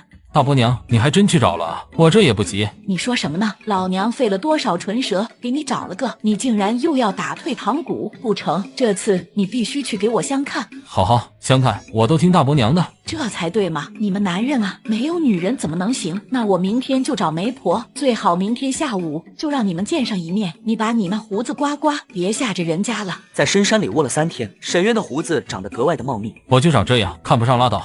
本来我也想给你找个黄花闺女，可是你也知道你这条件。不过这次说的这个也是个不错的，她是被前夫给休弃的，原因是成婚5年没怀孕，怕是个不会生的。我就想着呀，她不会生，正好可以好好给小易和月儿2个做娘。还有啊，便宜你小子了。你说的要好看的，这姑娘长得可俊了。你大伯娘说的也没错，天啊，你可不能任性了，都24了，别再挑了。收拾好猎物，沈渊留下了几只野兔和野鸡分给大伯一家，大伯也没推辞。其他的明日都拿去卖了，得来的银钱分成4份，我拿1份就行。那怎么成？若不是你，他们3个也打不了这些，我们拿1份就成。大伯，你听我说，就这样分。这虎皮我可能要留下，大伯家人口多，眼看着今年粮食减产，卖了银子多买些粮食回来。我这里上次打猎还余的有，咱们怎么着把这个灾年扛过去？那也太多了，你还有3个孩子养着，昭儿要读书还要吃药。行了，你们几个都别争了，都是一家人，争什么争？听我的，东西对半分好了，冤啊，大伯娘承你的情。而此时苏浅也要结束他的暑期工，今天是他上班的最后一天。周少，您怎么亲自来了？是这样，我们周氏珠宝新出品一批古典首饰，要完成一组拍摄任务，拍摄需要3天，周少亲自参与拍摄。不过搭档要让我们周少来选，这次准备给你们这些新人机会。周少您看，这里就是我们今年暑假招的所有新人，很多都还是学生。周长川指着苏浅说道：就那个吧，我觉得他挺好的。众人顺着他的手指望过去，皆是大惊。周少，不是说好的我吗？你什么？我周少的决定你不服？对不起，周少，我错了。苏浅，愣着干什么？还不赶紧谢谢周少？对不起，周少，您还是找别人吧，我不合适。我觉得你挺合适的，他们都太高了，衬托的本少有点矮。对不起，周少，我只是临时模特，签的也是临时合同。我想这个不属于合同范畴，我没有义务履行。合同可以另外签，为期3天，每天10万，如何？10万，临时工模特每天拍摄也就1000块，这期任务需要12天，也就能拿个1万多块钱。而周少一开口竟是给苏浅1天10万的报酬。周少，谢谢您的抬爱，不过我这边不太方便，您还是找别人吧。看来是嫌10万太少了，那100万。周长川似乎也来劲了，周围又是一阵集体的抽泣声。周少，我说过了，我没有兴趣，这跟钱无关，我只想按照合同拍完我应该拍的，仅此而已。苏浅，你疯了吧？你知不知道你在和谁说话？刘部长，您别生气，我当然知道我是在和谁说话，谁不知咱们周少最是公平公正，大善人一个，我想周少也不会为难我的，对不对？放心，我自然不会强人所难，既然苏小姐不愿意，那就算了，改由丽丽来吧。谢谢周少，我一定会好好拍的。周长川略有深意的盯了一眼苏浅，转身离开了。你很好，不知好歹。哼！说完，气鼓鼓的去追周长川了。第二天，沈昭从厨房收拾完出来，看到沈渊愣了。大哥，你怎么不刮胡子？大伯娘说让你刮刮胡子，穿好看点。庄稼汉子要什么好看？我就这样，也不爱刮胡子，他能看上就看上，看不上拉倒。胡子不能刮，衣服更不能换，让我穿苏浅买的衣服去相看婆娘，我还有脸不？说完，沈渊就去了大伯家。古代的相亲现场直接变成了社死现场。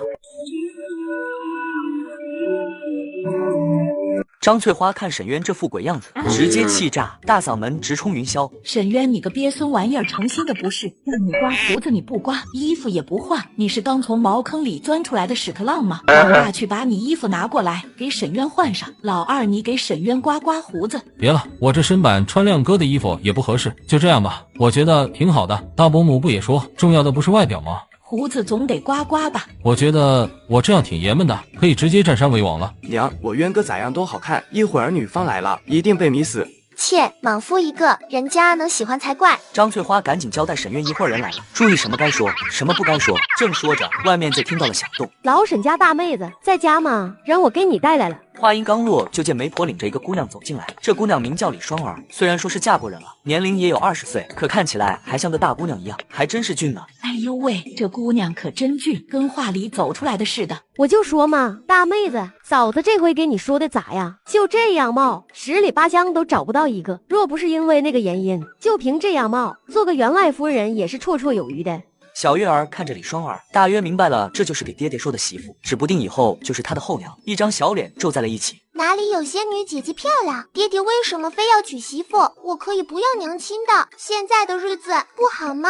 沈渊抬起了头，就这么大咧咧的望了过去。没苏浅的眼睛大，嘴巴没苏浅的嘴巴小，皮肤也没苏浅的皮肤白，哪里好看了？就这女人，我喜欢个球。沈渊故意黑了脸，加上那一脸茂密的胡子，他甚至抠了抠鼻子。妈呀，这是男人吗？人不人鬼不鬼的，跟头熊一样。李双儿差点给直接吓跑。小渊啊，你还愣着干什么？快来，我给你介绍一下。双儿，这是沈渊，瞧瞧这个头，这身板，一看就是个顶天立地的汉子。沈渊头也不抬的。李双儿看沈渊这态度，直接炸毛了。你这什么态度？难道我还配不上你了？是我配不上你，我看就这样吧，对不住了。哼，你就打一辈子光棍吧，我还没看上你呢，什么玩意儿？哎呦呦，你看看，这明明挺配的呀！你们要不再多聊一会儿，了解了解？配什么？今日就当我没来过。本以为家里出过秀才，谁知竟是这么不懂礼数。哼！李双儿说完直接走了。媒婆也气呼呼地对张翠花说道：“大妹子，以后你家这个侄子可别再找我说媒了，这平白辱了我的名声。你个糟心的玩意儿，还想不想娶媳妇了？你诚心气死我，你就打一辈子光棍吧。”大伯娘、大婶子，我错了，让你们受累，我以后不娶媳妇了，就打一辈子光棍。说什么胡话呢？你才多大就不娶媳妇？你还是不是男人？一听他不娶媳妇，媒婆却是张大了嘴巴，哪有男人不想娶媳妇的？尤其是这20多岁的男人。这沈渊看到那么漂亮的都无动于衷，难不成真的是不行？怪不得说要打一辈子光棍儿，原来是不行啊！罢了罢了，这沈渊的美呀，打死也不接了。嗨，不行就别祸害人家姑娘了。大妹子，你这是要坏我名嘴的名声呀！白长了这么大个，竟然是个不行的。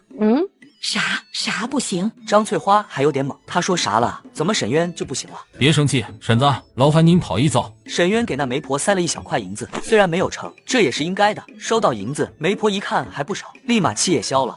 看你这么年轻，老婆的我多提醒你一句，城外野岭村有一个张大夫，专治这病，你也有空也去瞧瞧。等媒婆走后，沈渊一回头，看到大伯娘一脸痛惜的看着他。冤了，那个没啥，你还年轻，别往心里去，指不定以后会好的。你那老婶子说的对，不行咱就去瞧瞧。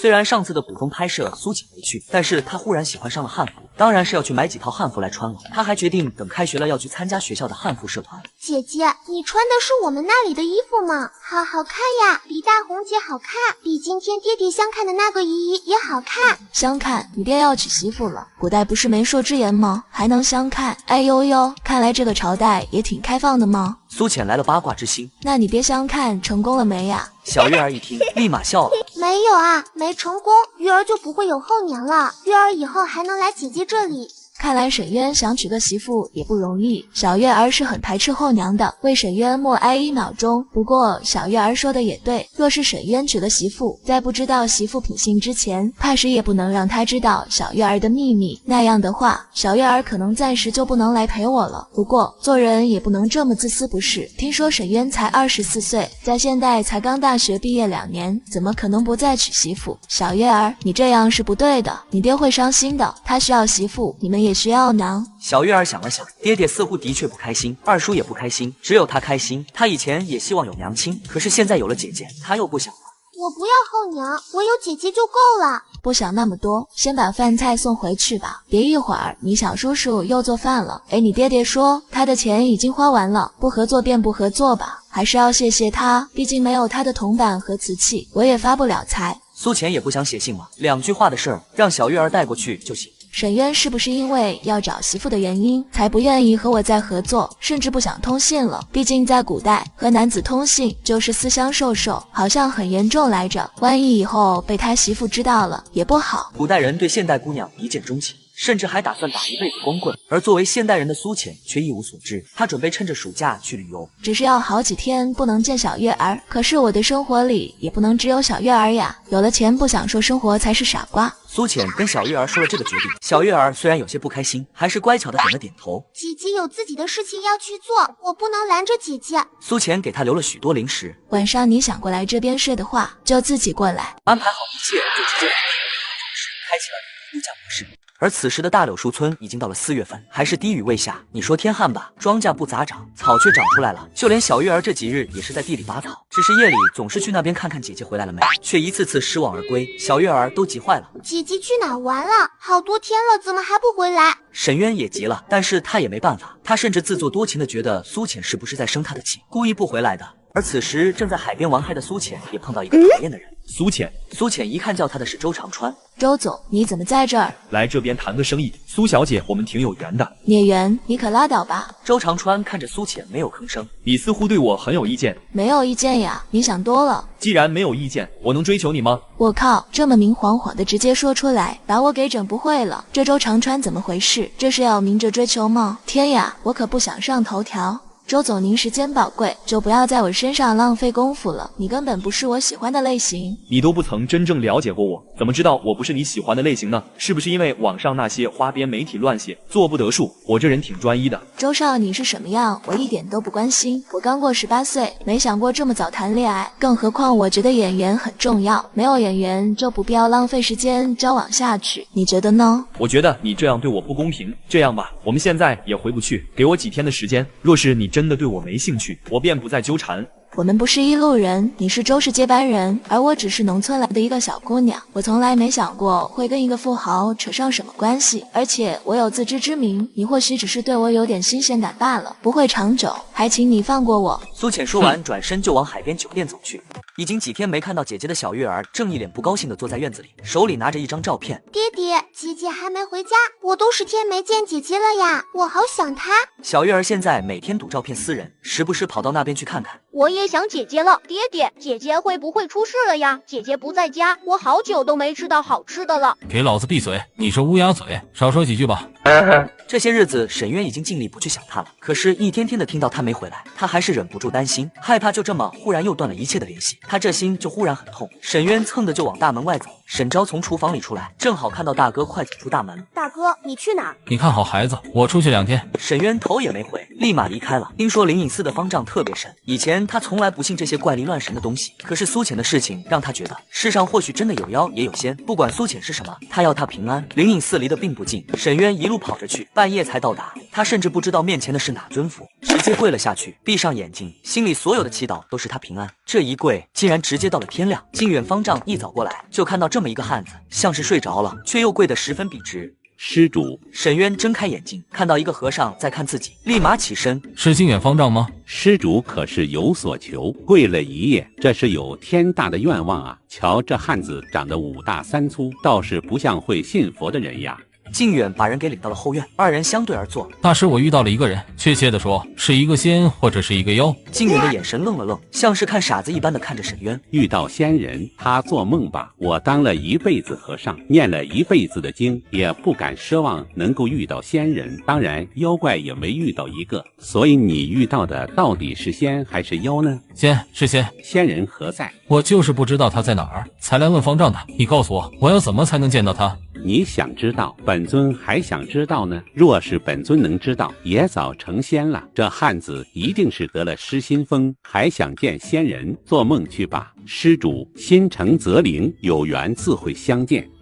话说第2天，到了市区后，才真正放下心来。这次直接叫了出租车回家，奔波了一路，他是真困了，迷迷糊糊不知道睡了多久。等醒来的时候，苏浅猛然一惊：“师傅，这是哪里？我要下车。”看着车外像是在郊外，两边没有城市的繁华，黑漆漆的，有点瘆人。小姐那边修路堵车，我换了一条路，您稍安勿躁。你骗谁呢？再换路也不可能跑到郊外。苏浅强迫自己镇定下来，摸到了兜里的手机，立马拨了唐城的电话。电话还没拨通，司机忽然一个急刹车，抢了他的手机。苏浅趁机立马拉开车门跑了出去。小路上没有一个人，也没有路灯，他只知道是河边。他顺着河边跑，司机也追了过来。不过司机的电话响了，他的动作慢了下来。周少他跑了，就在河边，他跑不远，你快来。苏浅隐隐约约听到了司机的话，跑得更快了，前面似乎有了光亮。苏浅被那车灯一照，不自主地闭上了眼睛，脚下一滑，瞬间他的身体往下滚去。向下滚那一刻，他看到前面那车子上坐的人是周长川，周长川也看到他滚落下去，立马下车，扑腾一声，苏浅落入了河水中。戴在胸口的玉佩散发出一丝丝的光芒，一闪一闪的，然后一瞬间苏浅不见了。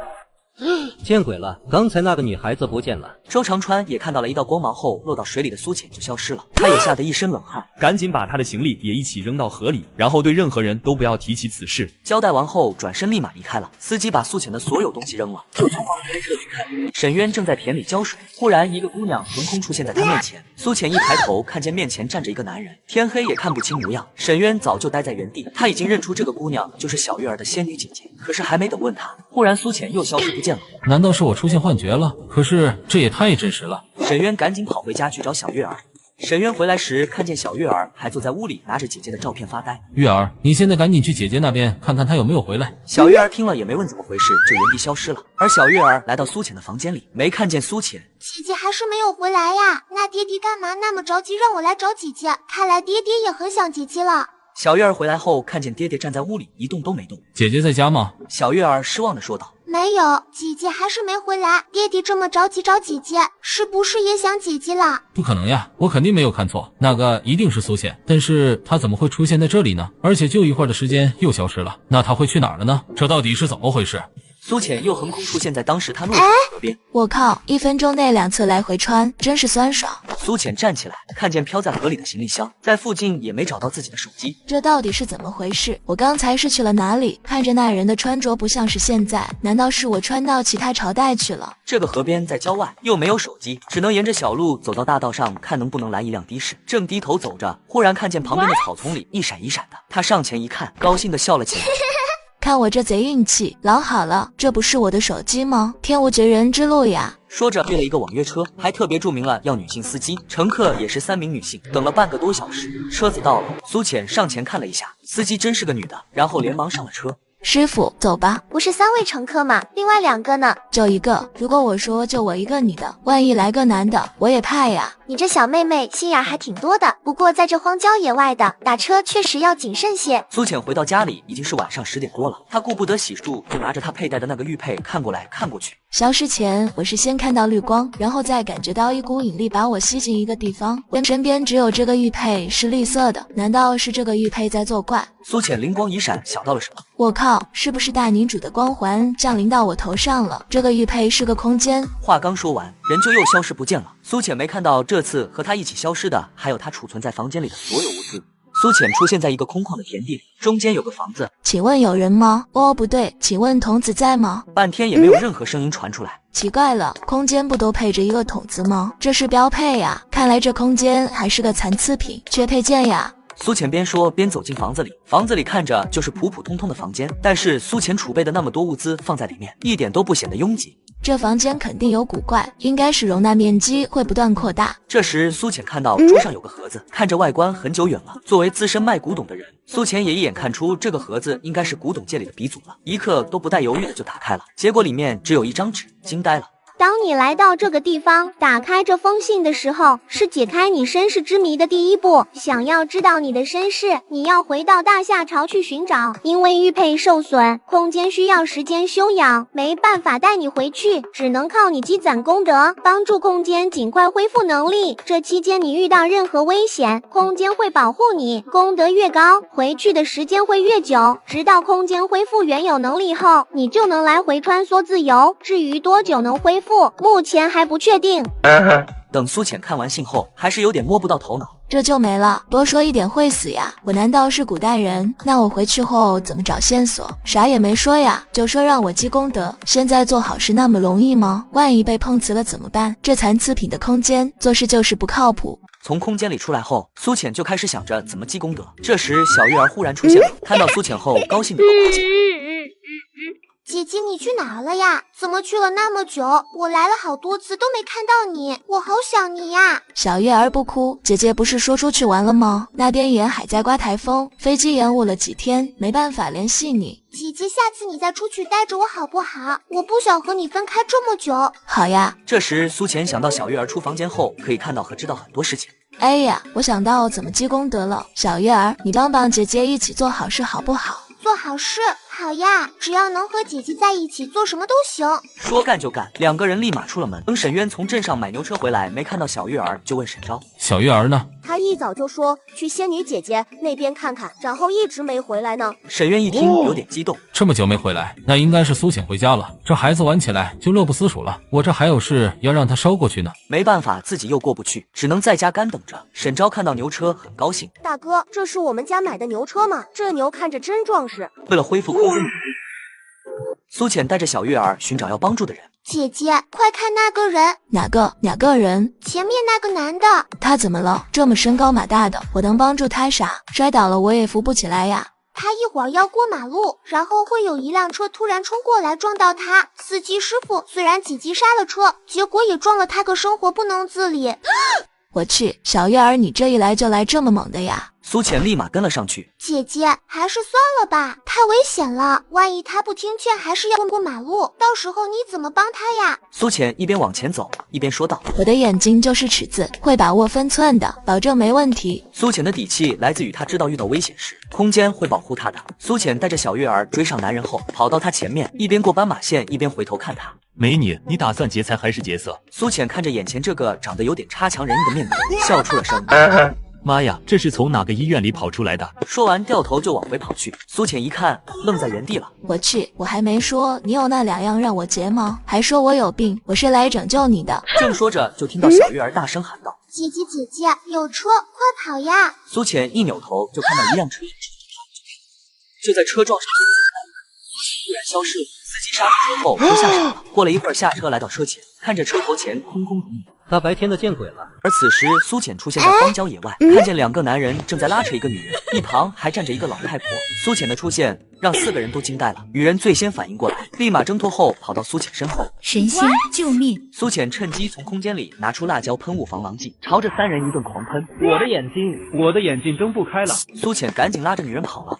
2个人跑到一个破屋子里后，苏浅才问女人这是什么地方。我是和村里人一起从丰安县逃荒过来的，听说通许县来了个新县令，希望能给一口饭吃，半路上走散了，被那母子3人打劫后，还想让我给那兄弟俩做供妻。说着，女人立马跪下，哭着说道：“仙女，你救救我们下点雨吧，老百姓们要活不下去了。”这么离奇的事情，苏浅没办法给他解释。再说解释了，他也不一定相信。下雨这块的业务不归我管。再说我现在是下凡历劫来了，短时间我都回不去，我们还是赶紧想办法怎么解决眼前这个境况。我们再往前一直走，应该就到通许县城楼了。听说城门前有人失踪，那事不宜迟，我们赶紧走吧。沈渊正在院子里等得着急，就看见小月儿慌慌张张的出现后，朝着他大喊着：“爹爹，姐姐不见了！”怎么回事？姐姐怎么不见了？小月儿哭着把刚才发生的事情告诉了沈渊。我看着车朝着姐姐撞过来，姐姐就忽然不见了，我赶紧跑回家也没找到姐姐。那晚上我看到的就是苏浅了，她现在肯定又是回到这边了，但是现在她去了哪儿了呢？被沈渊牵肠挂肚的苏浅已经到了通许县的城门，看见城门前真的有人在施粥，再看那城门口有一些官差在把守，每过一个人就要检查什么才得放行。苏浅脸色一黑，暗叫不好。路影，古代没有路影，哪儿都去不了。一起结伴的女人找到本村的村民后，依依不舍地和苏浅告别。临走时，苏浅还不忘告诉他，不要泄露我的身份，不然你会大难临头。我知道，只是神仙，你回去后也别忘了帮我们去求龙王，赶紧给我们降雨。没问题，等我回去了就办。女人走后，苏浅找到一个角落，从空间拿出一瓶水喝起来。这破空间还不知道什么时候能把我弄回去，若是能买个录影就好了。如果说我的录影丢了，不知道行不行，关键是别人问我从哪儿来的，总不能说是大柳树村的吧。刚才已经打听过了，大柳树村在通许县东南部，这里是北门，大柳树村的人进城是从南门入的。苏浅又观察了一下，终于看到一个官差似乎顺着城墙往一旁的黑暗中走去。苏浅知道他可能是要去撒尿，立马就过去等着。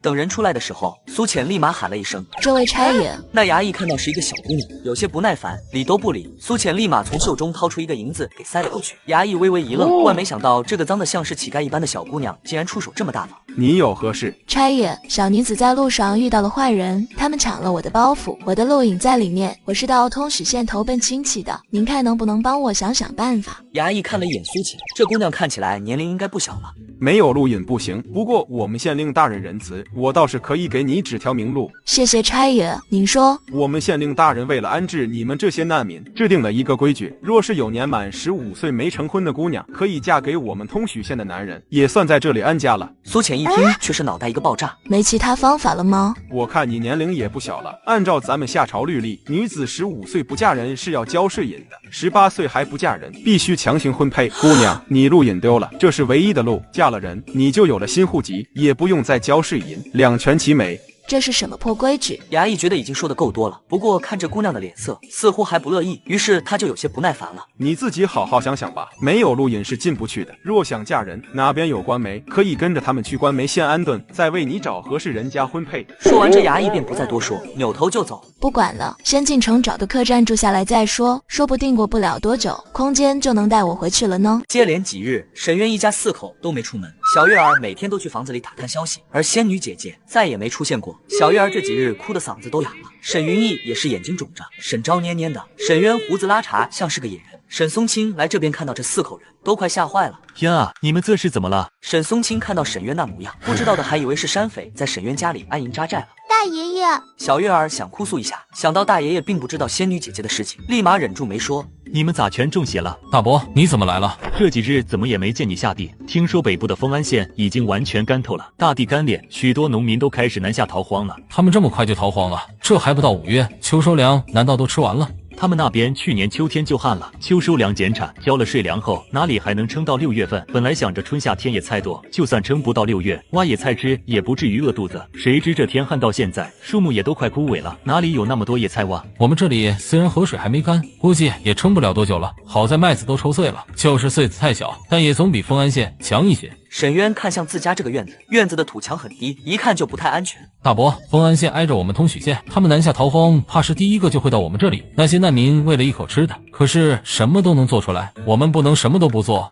他家里存放了太多粮食，还有3个孩子，不得不考虑安全问题。沈松青看沈渊在看院墙，也知道他在想什么。这院墙能垒高，就是那麦地总不能也围起来。算了，能保一样是一样吧。我今天来就是提醒你，村里好多家都开始垒院墙了，你也抓紧点。大伯，我去县城一趟，弄些碎瓷渣扎到墙上，安全一些。等我回来去你那边，在院里院外设置一些陷阱。还是你考虑周到。行，我让沈亮他们多打些土坯，你回来直接垒墙就行。苏浅刚在官媒那里登了记，倒霉催的就碰到进城前那母子3人。就是他把我儿媳妇拐跑的，我就让他来给我的儿媳妇。那你交钱登记领人吧。傻，你们问过我了吗？我没同意呢。年满18岁还没成婚的必须强行婚配，都是随机分的，只有男人挑婆娘，没有婆娘挑男人的。苏浅一听，气得胸口疼。这该死的破规定，那还等什么？苏浅立马撒腿就往外跑去。大柱、二柱赶紧追，还没登记呢，追上了你们也不能领走呢。等追回来就登记。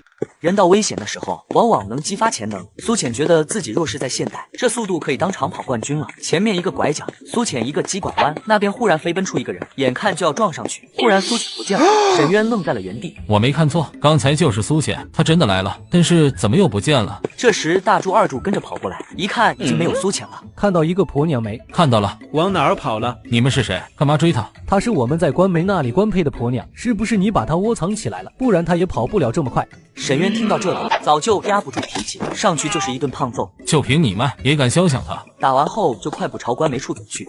沈渊到了官媒处这里，直接给官媒说：“刚刚从这里跑出去的那个姑娘登记的什么名字？我看看，登记的名字叫苏浅。哦，果然是她。不知道她还会不会回来？回来后没有户籍也不行，总是被人这么追也不是办法。”想到这里，沈渊对着官媒说：“她是我婆娘，我俩从小定的亲，她是来投奔我的。我现在交钱，你这里登个官配的手续，一共100万，在这里按个手印，以后苏浅就是你婆娘了。”沈渊听到这句话，心里美滋滋的，按了手印，高兴的去摇房了。这次苏浅终于出现在自己的客厅里。妈呀，终于回来了！这破空间太不靠谱了，再不把我弄回来，我就要交代在那里了。哎呦，差点忘了！就在我跑的那一刻，我就想着赶紧让我回家，我就回到我的房子里。这次没把我扔大街上，看来空间恢复了一些吧。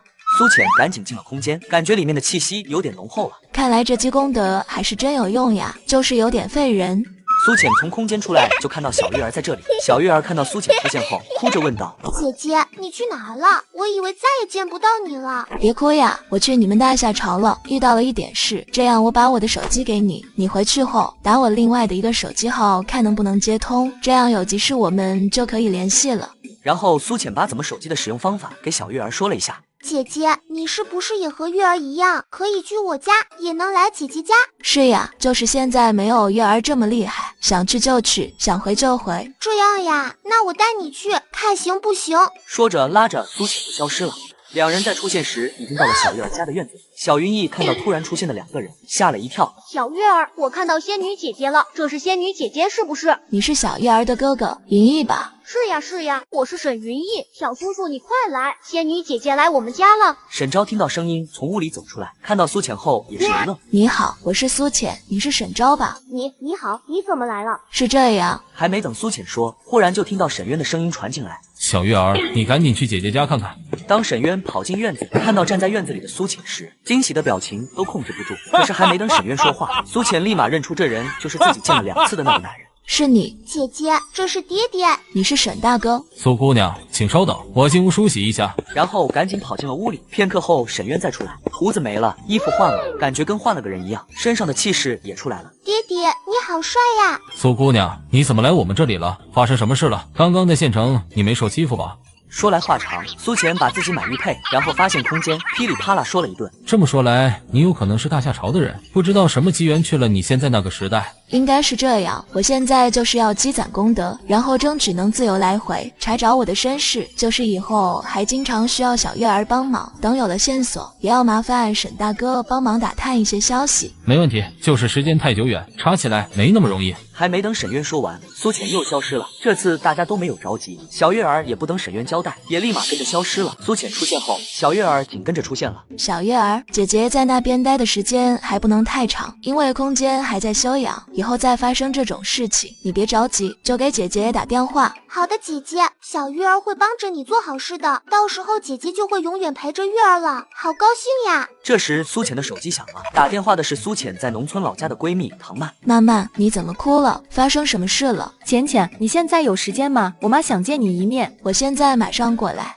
等苏浅来到医院病房门口时，就看见唐曼拿着寿衣出来。这么快吗？我没坐地铁打车过来的都没赶上，葬礼什么时候开始？唐曼还没来得及解释，就听到房间内传出虚弱的说话声：“是浅浅来了，快进来，阿姨有话给你说。”苏浅吓了一跳，指着寿衣生气地对唐曼说道：“在医院拿着玩意，你不知道会吓死人吗？我还以为这是我妈提前准备好的，我看着也难受，正要拿走收起来。你快进去吧，我一会儿就回来。”苏浅走进病房，病床上躺着一个中年妇女，是唐曼的妈妈张兰。张姨，好点没？还不是老样子，你也知道这病治不好了，咱们的条件也看不起，你帮张姨劝劝曼曼，等张姨走了，就剩曼曼一个人了，你们2个要相互照顾。这时唐曼急冲冲地跑进来，高兴地说：“妈妈，刚刚李医生说有合适你的心脏了。”曼曼，听妈说，妈妈不治了，剩下钱给你做手术。不要，先给妈妈治，你不在了，我就是没妈的孩子了。就是想换，咱们也没那么多钱呀。你现在的症状还比较轻，做手术就能根治了。听妈的话。唐曼立马爬到张兰身边，边哭边说：“我答应爸爸的，要好好照顾你。”苏浅在旁边看到这一幕，心疼的不行。曼曼，别哭了，钱的事情我来想办法，你们的手术都要做。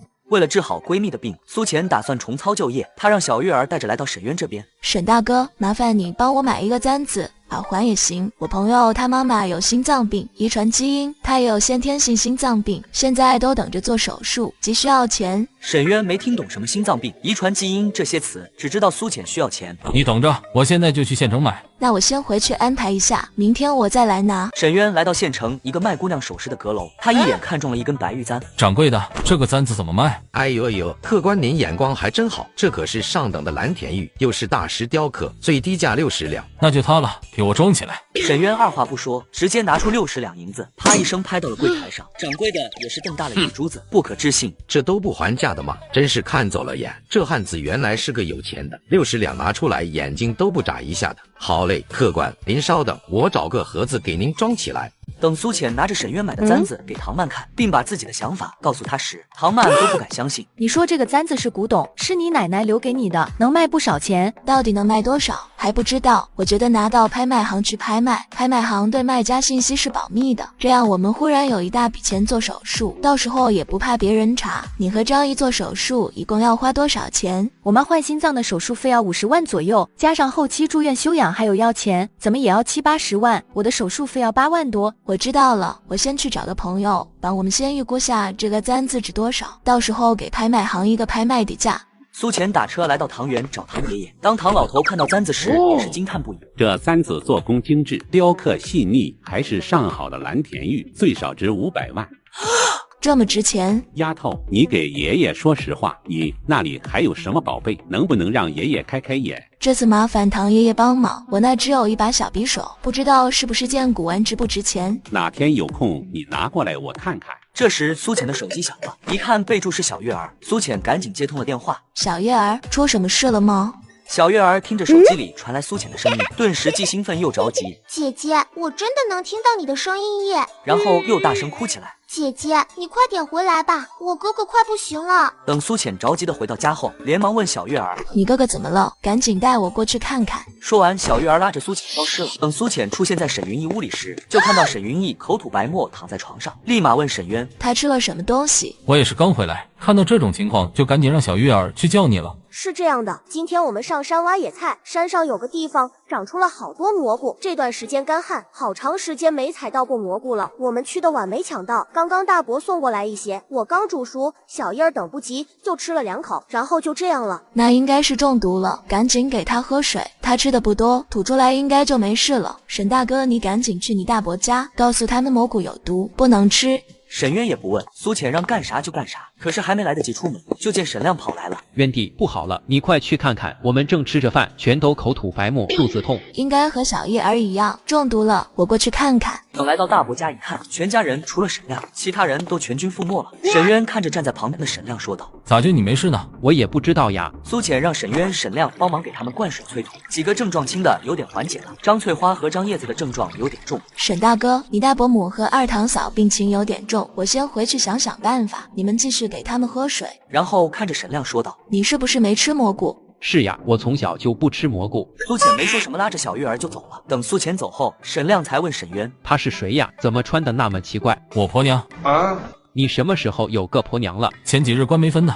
苏浅带着小月儿来到医院找唐曼，因唐曼从小有先天性疾病，所以报考专业时选的护理专业。曼曼，你能给我找一台洗胃机吗？我现在急用。你等一下，我找采购的同事，让供货商现在送一台过来。不用，你联系好，我过去拿，时间有点急，耽误不得。唐曼赶紧给同事打了电话，然后又告诉苏浅怎么使用。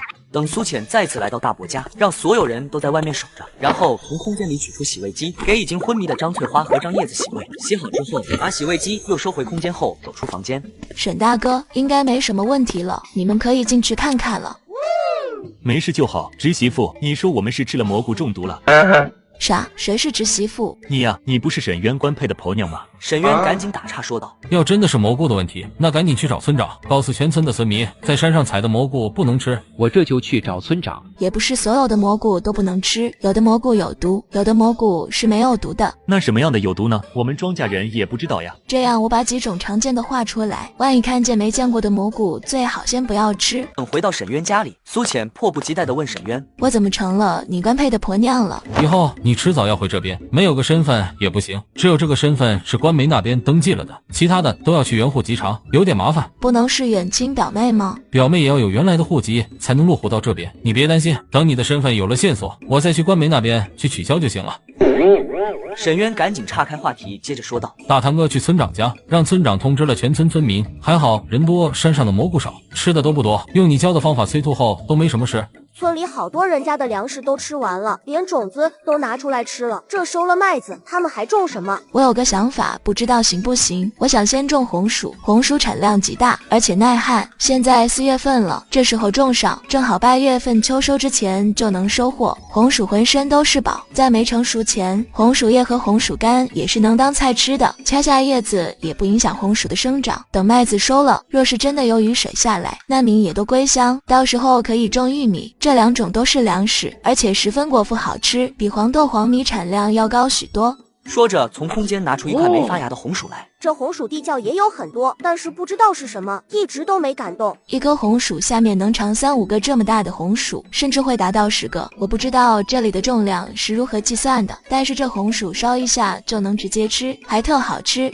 沈昭已经拿过红薯，跑去了灶房，烧了柴，上面烤红薯。现在种下，不到8月就能收获，那不是秋收前1个月就能收了吗？有了这红薯，就不怕看不到秋收了。谈话间，灶火上面已经传来了阵阵香气。沈昭没把握住火候，把红薯烧得黑乎乎的。好香呀！可是这要怎么吃啊？脏脏的。把皮扒开就能吃了，小心烫。沈渊拿起那红薯，扒开外面那一层，就露出了里面淡黄色的红薯肉来。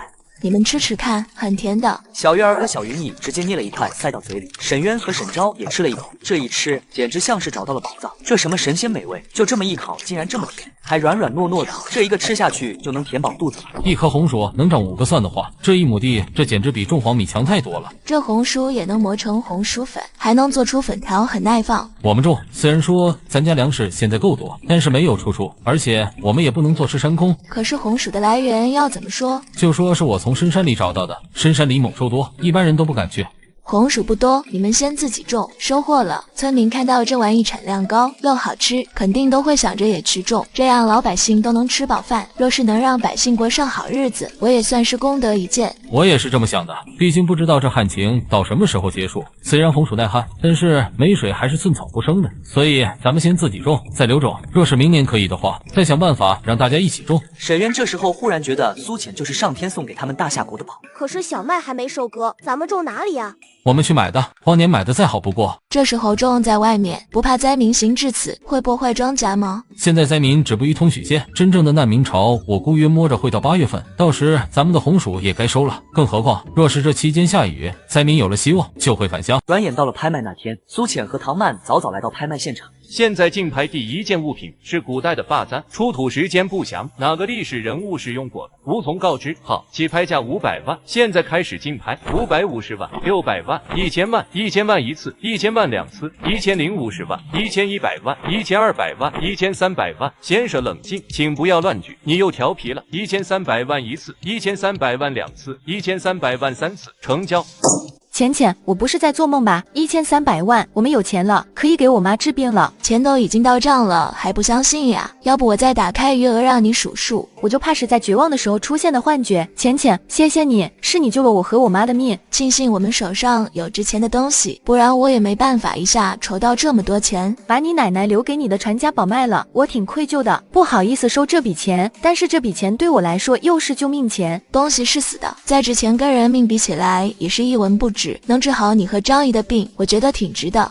浅浅，您放心，这辈子我会努力赚钱还你的，虽然不一定能还完，但是我尽一切能力还。这时唐曼的手机响了，问有时间？好，我准时去。唐曼挂掉电话后告诉苏浅，是王诗琪，明天高中同学聚会，让我一起参加。我妈看病，她曾帮过我，我不好拒绝。你要不要一起去？我不去，现在的同学聚会无聊透了。那我自己去吧。因为娶了一个1000年以后的现代女人做婆娘，在灾荒年，全村人都把粮食吃完了，只有他们家还吃香的喝辣的，而且还要种植产量高、耐干旱的红薯。和唐曼分开后，苏浅就来到大柳树村，想赶紧把红薯种上。我是想问问买地的事情，那红薯已经发芽了，顶多后天就能种了。能种几亩？ 10亩吧。那成，我晚上去找一下村长。不过村里的肥田怕是也没人卖。只能买南边那片荒地，那里土质有沙，能种红薯吗？沙地那可太适合了，你带我去看看呗。沈渊自然十分乐意，立马就去牵牛车。怎么还用牛车？很远吗？我们回来会去冯刚家，他岳父就是木匠，浴桶今天应该做好了，去拉回来。正在玩耍的两个小家伙看到，立马也屁颠屁颠的跑了过来。爹爹，我也要坐牛车。小月儿还没坐过牛车呢，眼中都是祈求。沈渊有点不乐意，还想单独跟苏浅出去走走呢。行，你们都去，带你们去兜兜风。两个小家伙兴高采烈地爬上了牛车，一行人坐着牛车浩浩荡荡往南边的荒地跑去。大柳树村并不大，只有几十户人家。此时有人在来回打水往家里挑，看到是沈渊，他们没想着打招呼，毕竟不算太熟。谁知那沈渊竟是一改常态，笑呵呵地主动和他们打招呼，众人也忍不住望了过来，这才看到他后头坐着一个俊俏媳妇。那小媳妇水呀啊，整个平阳镇怕是都找不到这么好看的小媳妇。怪不得来，这个沈渊，这是炫耀吗？这下子整个大柳树村都知道沈渊娶了一个漂亮媳妇。没多久，来到山脚下的一片荒地，就是这块土质比较松软，里面有河沙。这沙土地再适合不过了，这沙土地种出来的红薯不仅个头大，还会很甜，最主要的是好啊。那好，这土地种红薯可以，咱们就买这块吧。这时苏浅口袋里的手机响了，原来是唐曼在同学聚会上发生点事情，让苏浅过去帮忙。苏浅赶紧和沈渊交代了一下，就消失了。等苏浅来到酒店包房内，就看见唐曼和李肖乐在争执着什么，其他同学坐在饭桌前，一副看好戏的表情。我还以为你找的哪个帮手，原来是他呀！你确定他有钱帮你赔吗？不就吃个饭吗？怎么这么多事？要赔他们什么？刚才吃饭时，李肖乐给我倒酒，我不喝，他非要给我倒，不知道怎么搞的，那瓶酒摔在地上。李肖乐说那瓶酒5万块钱。李肖乐是个富二代，高中时因为苏浅和唐曼家庭条件不好，没少嘲笑他俩。这是年份已经有20年的红酒。 20年了不起呀，要比年份，你真是找对人了。我赔你一瓶几百年的，差价就算友情送你的。说完头都不回的走出去了。大概半个小时后，和小月儿一人抱着一坛酒走了进来。苏浅把2坛酒都放在桌上，拎起一坛就递给李肖乐。开什么玩笑？随便拿这么一个破坛子就说是几百年的酒，是你傻还是我傻？说着手一挥，苏浅的手一滑，只听哐当一声，酒瓶子摔在地上，香味浓厚的酒香飘了出来。这时从外面跑进一个男人，就是这里，你们这是什么酒？怎么这么不小心给洒了？造孽呀！是20年的红酒。 这不止20年，而且这是白酒的酒香。以我10几年的经验判断，年份起码上100年了。请问您是干什么的？我是专业品酒师。这白酒是我带来的，正好麻烦您大概估算一个价格。这酒值5万吗？5万？你傻呀！这上100年陈酿的酒，可遇不可求呀，100万都有人卖。众人听了都傻了，怎么一坛酒这么贵呢？都卖出天价了。你肯定是苏浅找来的托，100万一坛酒，你骗谁呢？你是在质疑我的专业能力吗？这时酒店经理走了进来，对着品酒师说道：“郑大师，您怎么在这里？” 然后又看到李肖乐在这里。肖姐，这位是我们酒店聘请的首席品酒大师。既然你们是一起的，那刚才估算的价格你不用怀疑了吧？100万抵你一瓶5万的酒，我吃大亏了。今天这事到此为止，以后你也别来招惹我们。说着，拿起桌上的酒和小月儿唐曼就往外走。品酒师赶紧拦住苏浅，冒昧问一下，你这酒卖吗？你想买？想买，就怕你不卖。 看在刚才您帮忙的份上，给您个优惠价，80万吧。品酒师高兴极了，赶紧转了钱，拿着酒和苏浅他们一起走了。苏浅走后，沈渊也没心思去拉浴桶，赶着牛车回到家。这时，张翠花走进院子，渊啊，你媳妇呢？大伯娘，你有事呀？我听你大伯说，你去县城拉碎瓷片，还带回来一个媳妇。昨天我们中毒，也是他给看好的。渊啊，你这媳妇咋这么厉害呢？大伯母，她说她祖上会一些简单的医术，这次碰巧她在逃荒路上解过这种毒。你媳妇在家吗？沈渊赶紧把小月儿叫来，并对她使了使眼色。月儿，你去后院菜地里把娘亲叫来，就说大奶奶来了。 姐姐不在这边呀，爹爹是不是忘了？我知道了，爹爹是不是让我去那边叫姐姐呀？爹爹说姐姐的秘密不能让别人知道，不然我就再也见不到姐姐了。想到这，小月儿赶紧说道：“爹爹，我这就去叫娘亲。”说完就往后院跑去。过了1刻钟，小月儿带着苏浅才从后院走过来。哎呦我的妈呀，这2边来回赶场似的，也挺累人呀。苏浅看到站在院中的妇人，说道：“是大伯娘吧？上午刚在现代和富二代交锋，下午又赶紧跑去古代假扮人家的婆娘，这穿越也是件体力活呀。”哎呦，这姑娘咋能长这么美呢？我都没见过这么好看的姑娘。沈渊，你这大木头咋把人家骗来的呀？怪不得说要好看的，这姿色去哪里能找到？你这臭小子，昨夜你大伯告诉我你领回来一个媳妇，我还不信，这还是真的呀。张翠花白了一眼沈渊，继续看苏浅，越看越觉得美。大伯娘，我是在官媒那里领回来的媳妇，有婚书的。叫苏浅是吧？你这是大户人家的姑娘吧？你看你这手咋长的呀？怎么能这么好看？看这娇嫩的皮肤，看着也不是农村出身啊。苏浅想到之前和沈渊商量的说辞，回答道：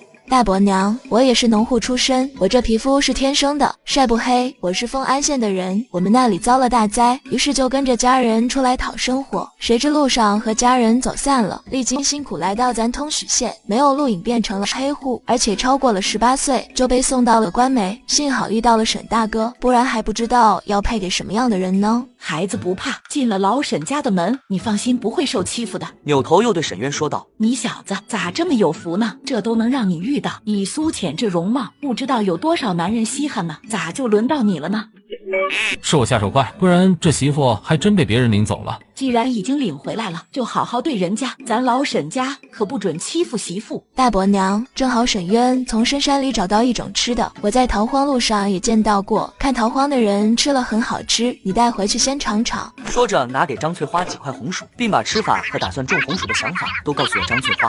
沈渊送她出门，走到大门口，张翠花还看了一眼沈渊，这胡子刮了就是精神，只是总感觉还是有哪里不太对，这样貌太出挑了些。老沈家虽然也都是浓眉大眼，长得特别正，可是总感觉没沈渊这张脸出挑。女大18变，男人也一样，只看这眼睛，也的确像是老沈家的。张翠花没有想太多，她想到了另一个事情，忽然小声问道：渊啊，你到底行不行啊？若真不行，你可别瞒着人家，不然洞房的时候可咋弄？不是害人家吗？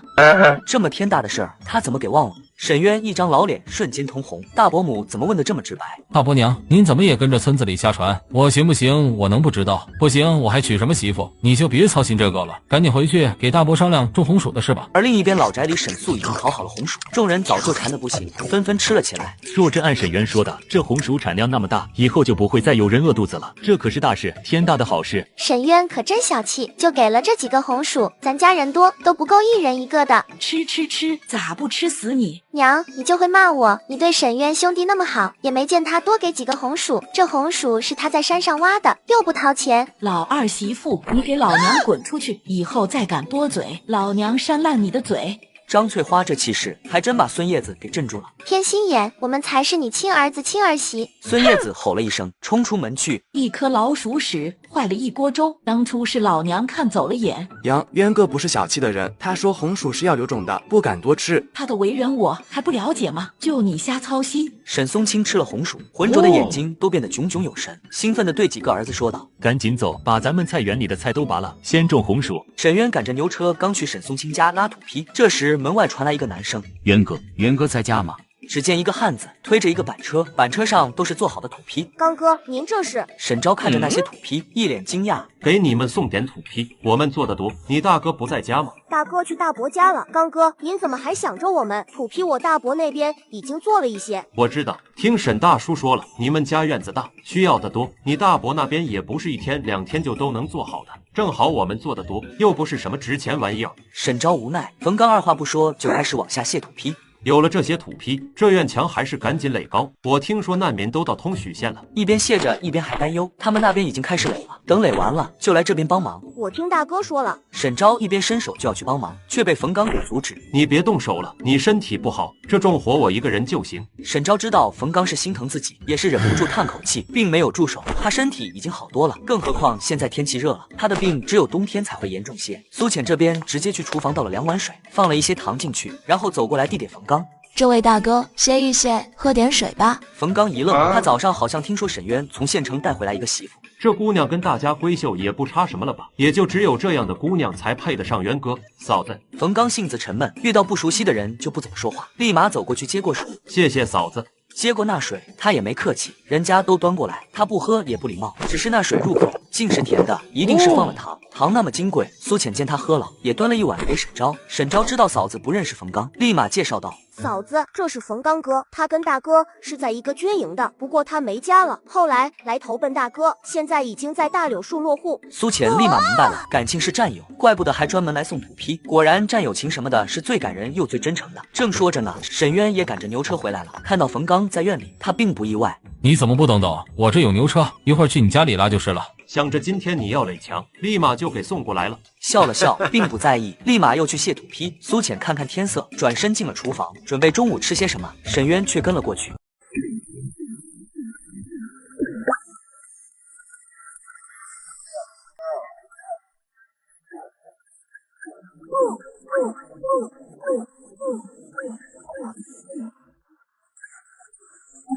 在古代汉宰年，全村人都怕饿死，而这家人居然还往外扔鸡蛋。原来是苏浅帮沈渊储存的鸡蛋太多，天气越来越热，存放在地窖里，有些鸡蛋也已经坏掉了。坏掉了就不要再吃了，万一吃坏肚子更不划算。这些鸡蛋就扔掉吧。媳妇，我们囤的鸡蛋太多，也吃不完。冯刚家的刚生了崽，让冯刚拿回去一些吧。行呀，我再包2包红糖给他。古代也是有红糖的，不过也都是块块的。苏浅囤的那些正好有方块型的红糖。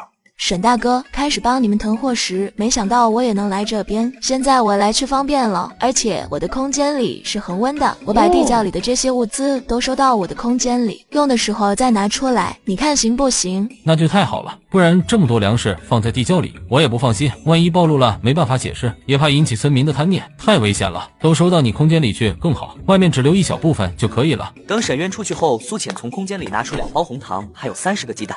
这边冯刚又帮着把牛车上的土坯也给卸了下来，沈渊把碎瓷片给拎了1包放在冯刚的平板车上，回去粘墙头，安全些。冯刚也没客气，谢了一声就准备离开。苏浅见状，立马揣着篮子追了过来。那的冯刚是吧？等等，听沈渊说你媳妇刚生了宝宝，这些你带回去给她补补。苏浅把篮子直接放在了他的平板车上。这太贵重了，嫂子，这不成。冯刚已经看到了里面的鸡蛋，那么多，他受之有愧，只是送来了一些土坯不值钱，那泥土地里多的是。拿着吧，你跟沈渊的交情，不用这么客气。你嫂子说的对，拿着赶紧回家。冯刚眼眶一红，也没再拒绝。实在是家里穷，敢在这灾年生孩子，我媳妇没吃点好的，都没有奶水，孩子乐得嗷嗷叫。等冯刚拉着平板车走后，苏浅对沈渊说道：看来大柳树村的村民日子都过得挺苦的，要赶快把红薯种起来，先让他们吃饱肚子。沈渊决定开始在荒地里种红薯。苏浅换了衣服出来，沈渊见状却是蹙眉，哪里用得着你下地？你就在家歇着，我去找人，20文1天的价格，有人抢着来干。沈渊可不舍得苏浅下地干活，这大热天晒死个人。那行，我给你们熬些绿豆水解暑。沈渊不敢耽搁，直接跑到村长家。柳大平已经知道沈渊买荒地的事情，自然也知道他是要种那个红薯，一大早就去叫了人。听到沈渊买了最边上的沙土地，整个村子都震惊了。那沙土地能种个啥？这个时候还能种粮食，这怕不是要亏死？不对呀，沈渊什么时候这么有钱了？又是买牛车，又是买地的，难不成前几次进山真的猎到了大家伙？记得沈渊去年就打死了一只虎呢，怕不是今年又得手了？人比人，真是气死人！沈渊现在可真是春风得意，不仅娶了媳妇，还有钱买地。呼啦啦，一群人都跑到沙土地看热闹。沈渊赶着牛已经到了地头，他已经猜到会有很多人来看热闹，可也没想到几乎全村出动。呀，你说的这红薯真的产量那么高？那红薯好吃吗？怎么也没让我们尝尝。那么金贵的东西，你还想尝？地都不够种的。村长啊，你是吃过那红薯的，真的好吃？真的能种吗？见沈渊没回答，众人把矛头指向了村长。能种不能种的，等沈渊种出来你们不就知道了。但是可以肯定的是，红薯好吃，比咱们吃的那些粗粮都好吃。听我说，你们都老实点，谁敢打这红薯的主意，我第一个不饶他。咱们都要感激沈渊，若种出来真的那么好，咱们就一起种；若种不出来，担风险的也是沈渊。所以谁若是做出对这田地不利的事情，来年种红薯就没他的份。众人一听，还真是，若是这红薯真能种出来，以后他们也不会饿肚子；若是种不出来，吃亏的也是沈渊。乔村长说的，谁不知道咱们村的人最是团结，可没几个搅屎过。这红薯现在可是咱们全村的希望。行了，你们都回吧，没事都多囤点水，把村里的池塘每天都填满。我看那河里的水再这么下去也要干了。苏浅在家熬了绿豆水，推着车到了地头。沈渊，瞧，谁来了？地里的男人看到苏浅等人，他们有些是不认识苏浅的，但是认识小月儿。看到小月儿，自然也就知道这姑娘是谁了，立马喊了沈渊。沈渊也早就看到了苏浅，赶紧跑了过来。你们怎么来了？这么热，还推着板车，累不累？不累，给你们送些水过来。渴了吧？快来喝一口。一会儿让他们自己来舀水。沈渊说着，便端着碗咕咚咕咚喝了个干净。村民听到沈渊招呼，这才呼啦啦跑了过来。这是嫂子啊，渊哥，嫂子这要成咱村里最俊的媳妇了。渊姑，你可真有福气啊！我现在去县城关媒，看能不能也领回来这么漂亮一个媳妇。苏浅礼貌地笑了笑，对着村民说道：“你们中午去家里吃饭吧，我多做一点。”苏浅正在做着饭，小月儿和小云逸帮忙烧火，突然苏浅就消失了。哎呀，姐姐又走了，那中午饭怎么办？在这边要叫娘亲，不然姐姐的秘密被别人知道后，我们就再也见不到姐姐了。我记得这不是在家没有其他人吗？你去叫小叔叔来做饭，我打电话给姐姐。小云逸跑出去叫沈昭，小月儿拿出手机给苏浅打电话。等沈昭过来后，苏浅在电话中指挥沈昭刚好把中午饭做好。沈渊带着村民卡着饭点回来了。村民们直接往碗里拨了一些菜，开始吃起来，结果一吃都赞不绝口。这面真是绝了，太好吃了！我好久都没吃过纯白面的面条了。还有这菜，以前没吃过呀，真好吃。等来年我能厚着脸皮要些种子吗？而在旁边的沈渊一吃就知道不是苏浅做的，味道差太多了，于是悄悄地问身边的小云逸：“你娘亲是不是去那边了？”是呀，饭还没做好就消失了。这顿饭还是娘亲在电话里告诉小叔叔怎么做的。沈渊听了，心里顿时有了个想法，下次让苏浅给我也配个手机，这样联系起来就方便多了。小月儿都有，我也一定要有。苏浅在大夏朝忙活了2天，舒舒服服泡了一个美容澡后，一出来就看到小月儿出现在客厅。姐姐快点，爹爹有急事找你。说着就拉苏浅走。等等，我换件衣服。来不及了，等着救命呢。说完2个人就消失了。等苏浅和小月儿出现在沈渊的房间时，沈渊看到苏浅穿着睡衣，脸都变红了，而苏浅看到床上躺着浑身是血的人也被惊呆了。这人是谁？是要救他吗？月儿，你去哥哥屋睡觉吧，姐姐等会儿要帮爹爹救人，要很晚才回去。好吧，姐姐等你走的时候一定要叫我，我要和你回去睡觉觉。好呀，我走的时候叫你。等小月儿走后，苏浅查看了伤者的情况，就是伤口失血过多，而且伤口发炎一直发烧，于是从空间拿出消炎药，让沈渊把伤口处理后涂上药膏，帮助伤口愈合。一顿忙活下来，已经到深夜了。我回去买点补血的药膳，做好送过来，养一段时间应该就没事了。只要退烧，伤口不发炎了，就没有生命危险了。这一伤我没想到会遇到你，更没想到你会无私的帮助我们。我有一件事想告诉你，也想得到你的帮助。你不会告诉我你不是沈渊吧？这里不是说话的地方，我带你去一个地方。刚要走，一看苏浅穿的衣服，又犹豫了。你穿成这样，没办法出门呀。很大的秘密吗？如果你能跟我回去就好了，去我那边肯定没人。话还没说完，苏浅和沈渊一起就消失不见了。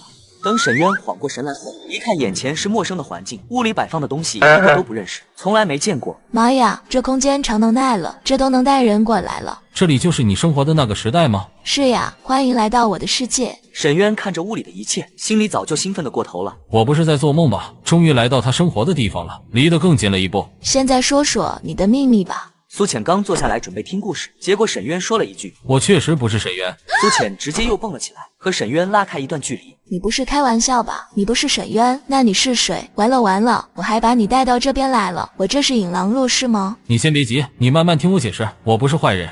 而此时躺在沈渊屋里的伤者凭着强大的意志力也苏醒了过来，睁开眼开到周围陌生的环境，再一看自己身上的伤都处理好了，除了伤口疼痛外，浑身也不滚烫难受了。这是哪里？来人呀，我要喝水。睡在隔壁的沈昭听到动静跑了过来，一看病人醒了，大哥和苏浅不在房间，不知道去哪儿了。下楼看到有人进来，说道：“水，我要喝水。”沈昭赶紧倒了一杯水在床边，为他喝了下去。是你救了我，麻烦赶紧把我送走，不然会给你带来杀身之祸。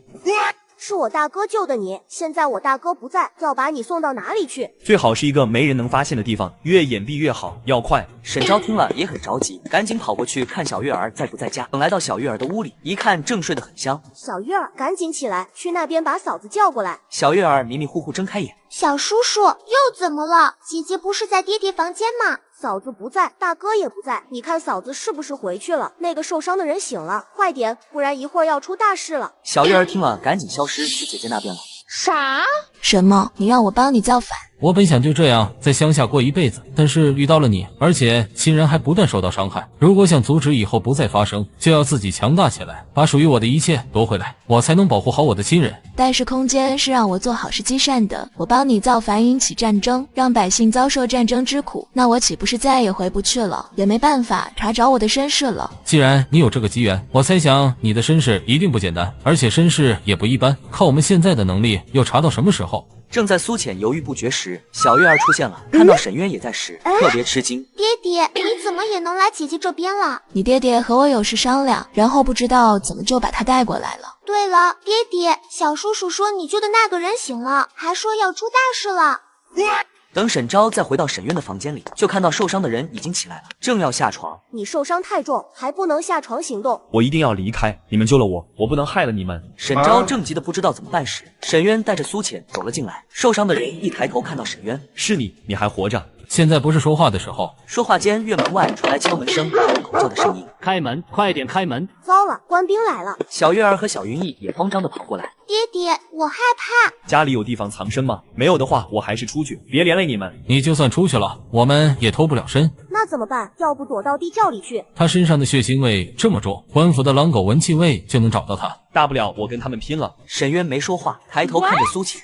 真是欠你的。说着，从桌上拿了杯水，从空间里拿了点药放进去，然后递给夏洛言。喝了。夏洛言没有犹豫，接过杯子就喝了，刚喝完就晕了过去。我先把他带走，等官兵走了，你让小月儿过来告诉我，我再把他送回来。正说着，几个官兵已经闯了进来。怎么不开门？你们是不是窝藏罪犯了？官爷，我们刚才正在睡觉，小孩子听见有点害怕，这刚要去开门，你们就闯进来了。所有人都到院子里去，官府要搜查。等沈渊带着梁小志和沈昭来到院子里，官兵们就像一窝蜂一样冲进了屋子，几个屋子翻遍了，连人影子都没找到，地窖也没放过，里面除了一点粮食外，啥也没有。还好地窖里的粮食让苏浅收到空间里了，不然那么多没见过的东西也会引来麻烦。官兵们搜了好几圈都没搜到人，一个领头的走到沈渊面前问道：“你们家里怎么会有这么重的血腥味？”我经常上山打猎，猎物都会在家处理。官爷不信，可以去厨房和地窖看一下。身旁的官兵冲着领头的点点头。厨房和地窖里是有没处理的毛皮。领头兵看了看沈渊，看到重伤的人要来官府通报，窝藏罪犯者也是死罪。等官兵离开后，沈渊对小月儿说：“小月儿，去叫娘亲回来吧。”等苏浅带着夏洛言和小月儿回来后，夏洛言还没醒过来，对沈昭说道：“今晚你也睡在这屋吧，有任何动静，让小月儿给苏浅打电话。”然后对着苏浅说：“我带你去一个地方。”当沈渊带着苏浅来到深山里，苏浅看到眼前的景象惊呆了。你在深山里偷偷练兵呀？这都是当年跟着我去战场，幸运存活下来的兄弟们。战争的残酷，又赶上灾年，吃不饱穿不暖，能活下来已经很不容易了。让他们吃饱肚子，我可以帮你。你让我帮你抢皇位，我要再考虑考虑。有了你的红薯苗，他们短时间不会再饿肚子。我想让你帮我拯救大夏朝的百姓，让他们也像你生存的那个时代一样，吃上白米饭，穿上新衣服，这也是在积功德。沈渊和苏浅来到一个帐篷内，沈渊把自己真正的身份告诉了苏浅。我不是沈渊，真正的沈渊为了护我，已经战死在沙场。我是当朝二皇子夏洛尘，当年领兵攻打敌国，被自己人出卖，差点全军覆没，就剩下我带出来的这2000人。你是太优秀了，招别人羡慕嫉妒恨了吧？我大哥是个心狠手辣之人，只要和他意见不合，他就想办法除掉。他外祖父掌握1半兵权，另一半在我手中，为了争夺太子之位，设计在战场上射杀我，想把另一半兵权夺过去。如果真让他当了皇帝，我怕百姓以后会生活在水深火热之中了。那小月儿和小云逸是谁的孩子？沈云逸是沈渊的孩子，小月儿是凭空出现在我的营帐中，我查了好久都没查到她的来历，看她可爱，就从小把她寄养在沈渊家里。我要想想，再说我估计也帮不上什么忙。别小看你自己，你没出现之前，我几乎已经放弃了。但是你闯入到我的世界里，我感觉这是上天给我的警示，守护自己的亲人，拯救苍生。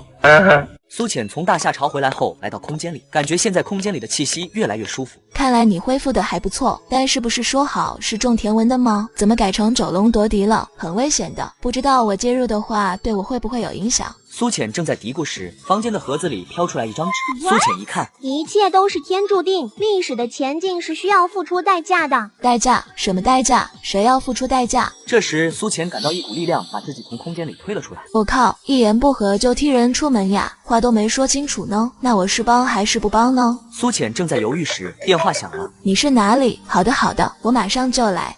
而大柳树村这边，等夏洛言再次醒来时，已经是第2天了。他一睁眼看到沈渊坐在桌前。二哥，真的是你吗？你还活着？你没有死在战场上。你是怎么受伤的？也是老大下的手。丰安县和通许县旱灾，老大传父皇的口谕让我来赈灾，结果刚到就遭到了暗杀。老大还挺阴险，到时候就说你在赈灾时遭遇流民暴乱，官府保护不力被人杀害，到时丰安县、通许县的县令都要被处置。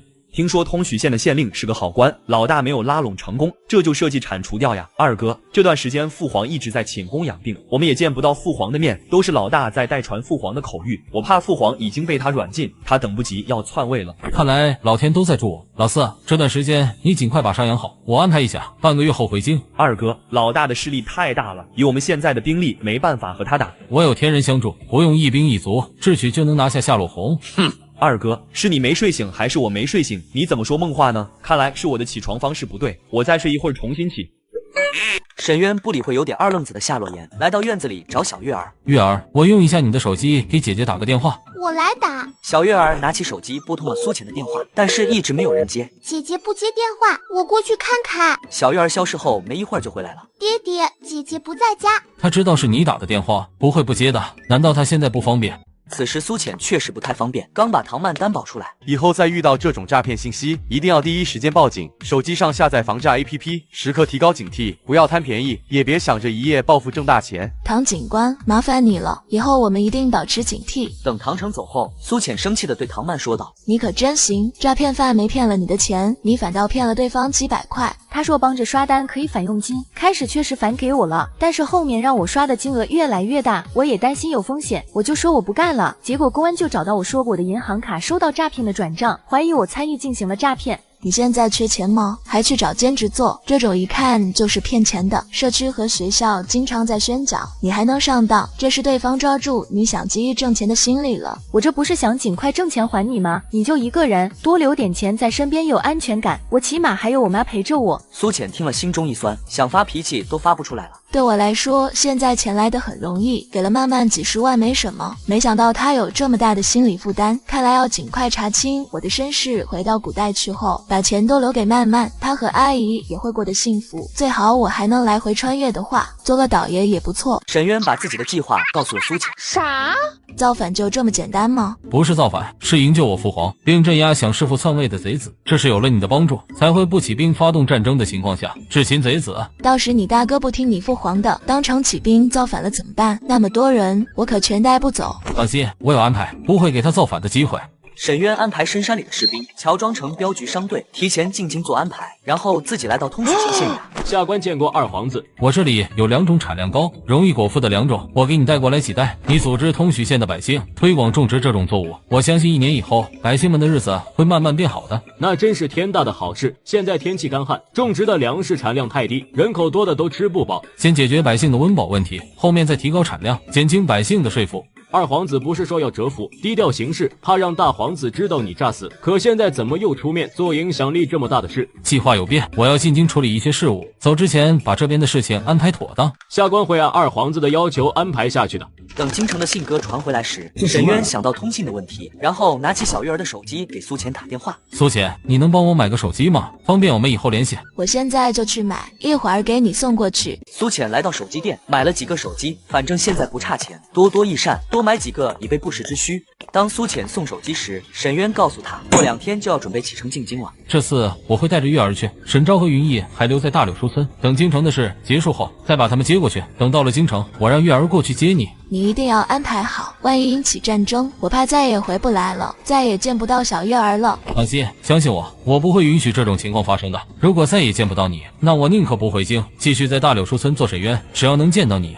时间过得很快，转眼就到了进京这一天。一大早，沈松青和村长就来到沈渊家。渊儿，你啥时候回来？是呀，我们这老百姓去京城干啥？那是当官有钱人去的地方，路程这么远，就不要带着月儿去了，要带就带云逸去。是呀，爹爹，带我去吧，我也要去京城。大伯，这次我去有事要办，等事情办完会尽快回来。沈渊没有解释为什么带小月儿去，而不带小云逸。如果事情不成功，月儿有自保的能力，而且能给沈渊留下后代。成功了，那沈家以后就直上云霄，一步登天了。沈渊和苏浅带着小月儿通过空间来到夏洛言的府邸，而夏洛言则高调的回京。到了晚上，隐藏在大皇子府中的眼线就来报说，今晚夏洛洪召集谋士和皇城禁卫统领密谋，打算明天上朝时宣布皇上的口谕，传位于大皇子夏洛洪。二哥，再不行动就来不及了。早就安排好了，就等他行动呢。第2天刚上朝，夏洛洪就迫不及待地让内侍宣布皇上吧。传皇上口谕，大皇子性行温良，德才兼备，特传位于夏洛洪为夏朝下一任皇帝。大臣们一听都知道这口谕有猫腻，但是碍于夏洛洪的身份和手上的兵权，都不敢提出质疑，更不敢阻止。正当夏洛洪高兴地走进皇位的宝座时，从内殿传来一个虚弱的声音：朕什么时候传过这个口谕呀？夏洛洪和大臣们听到这个声音都很吃惊，抬头一看，只见一个女子搀扶着皇上，慢慢地从内殿走到皇位旁。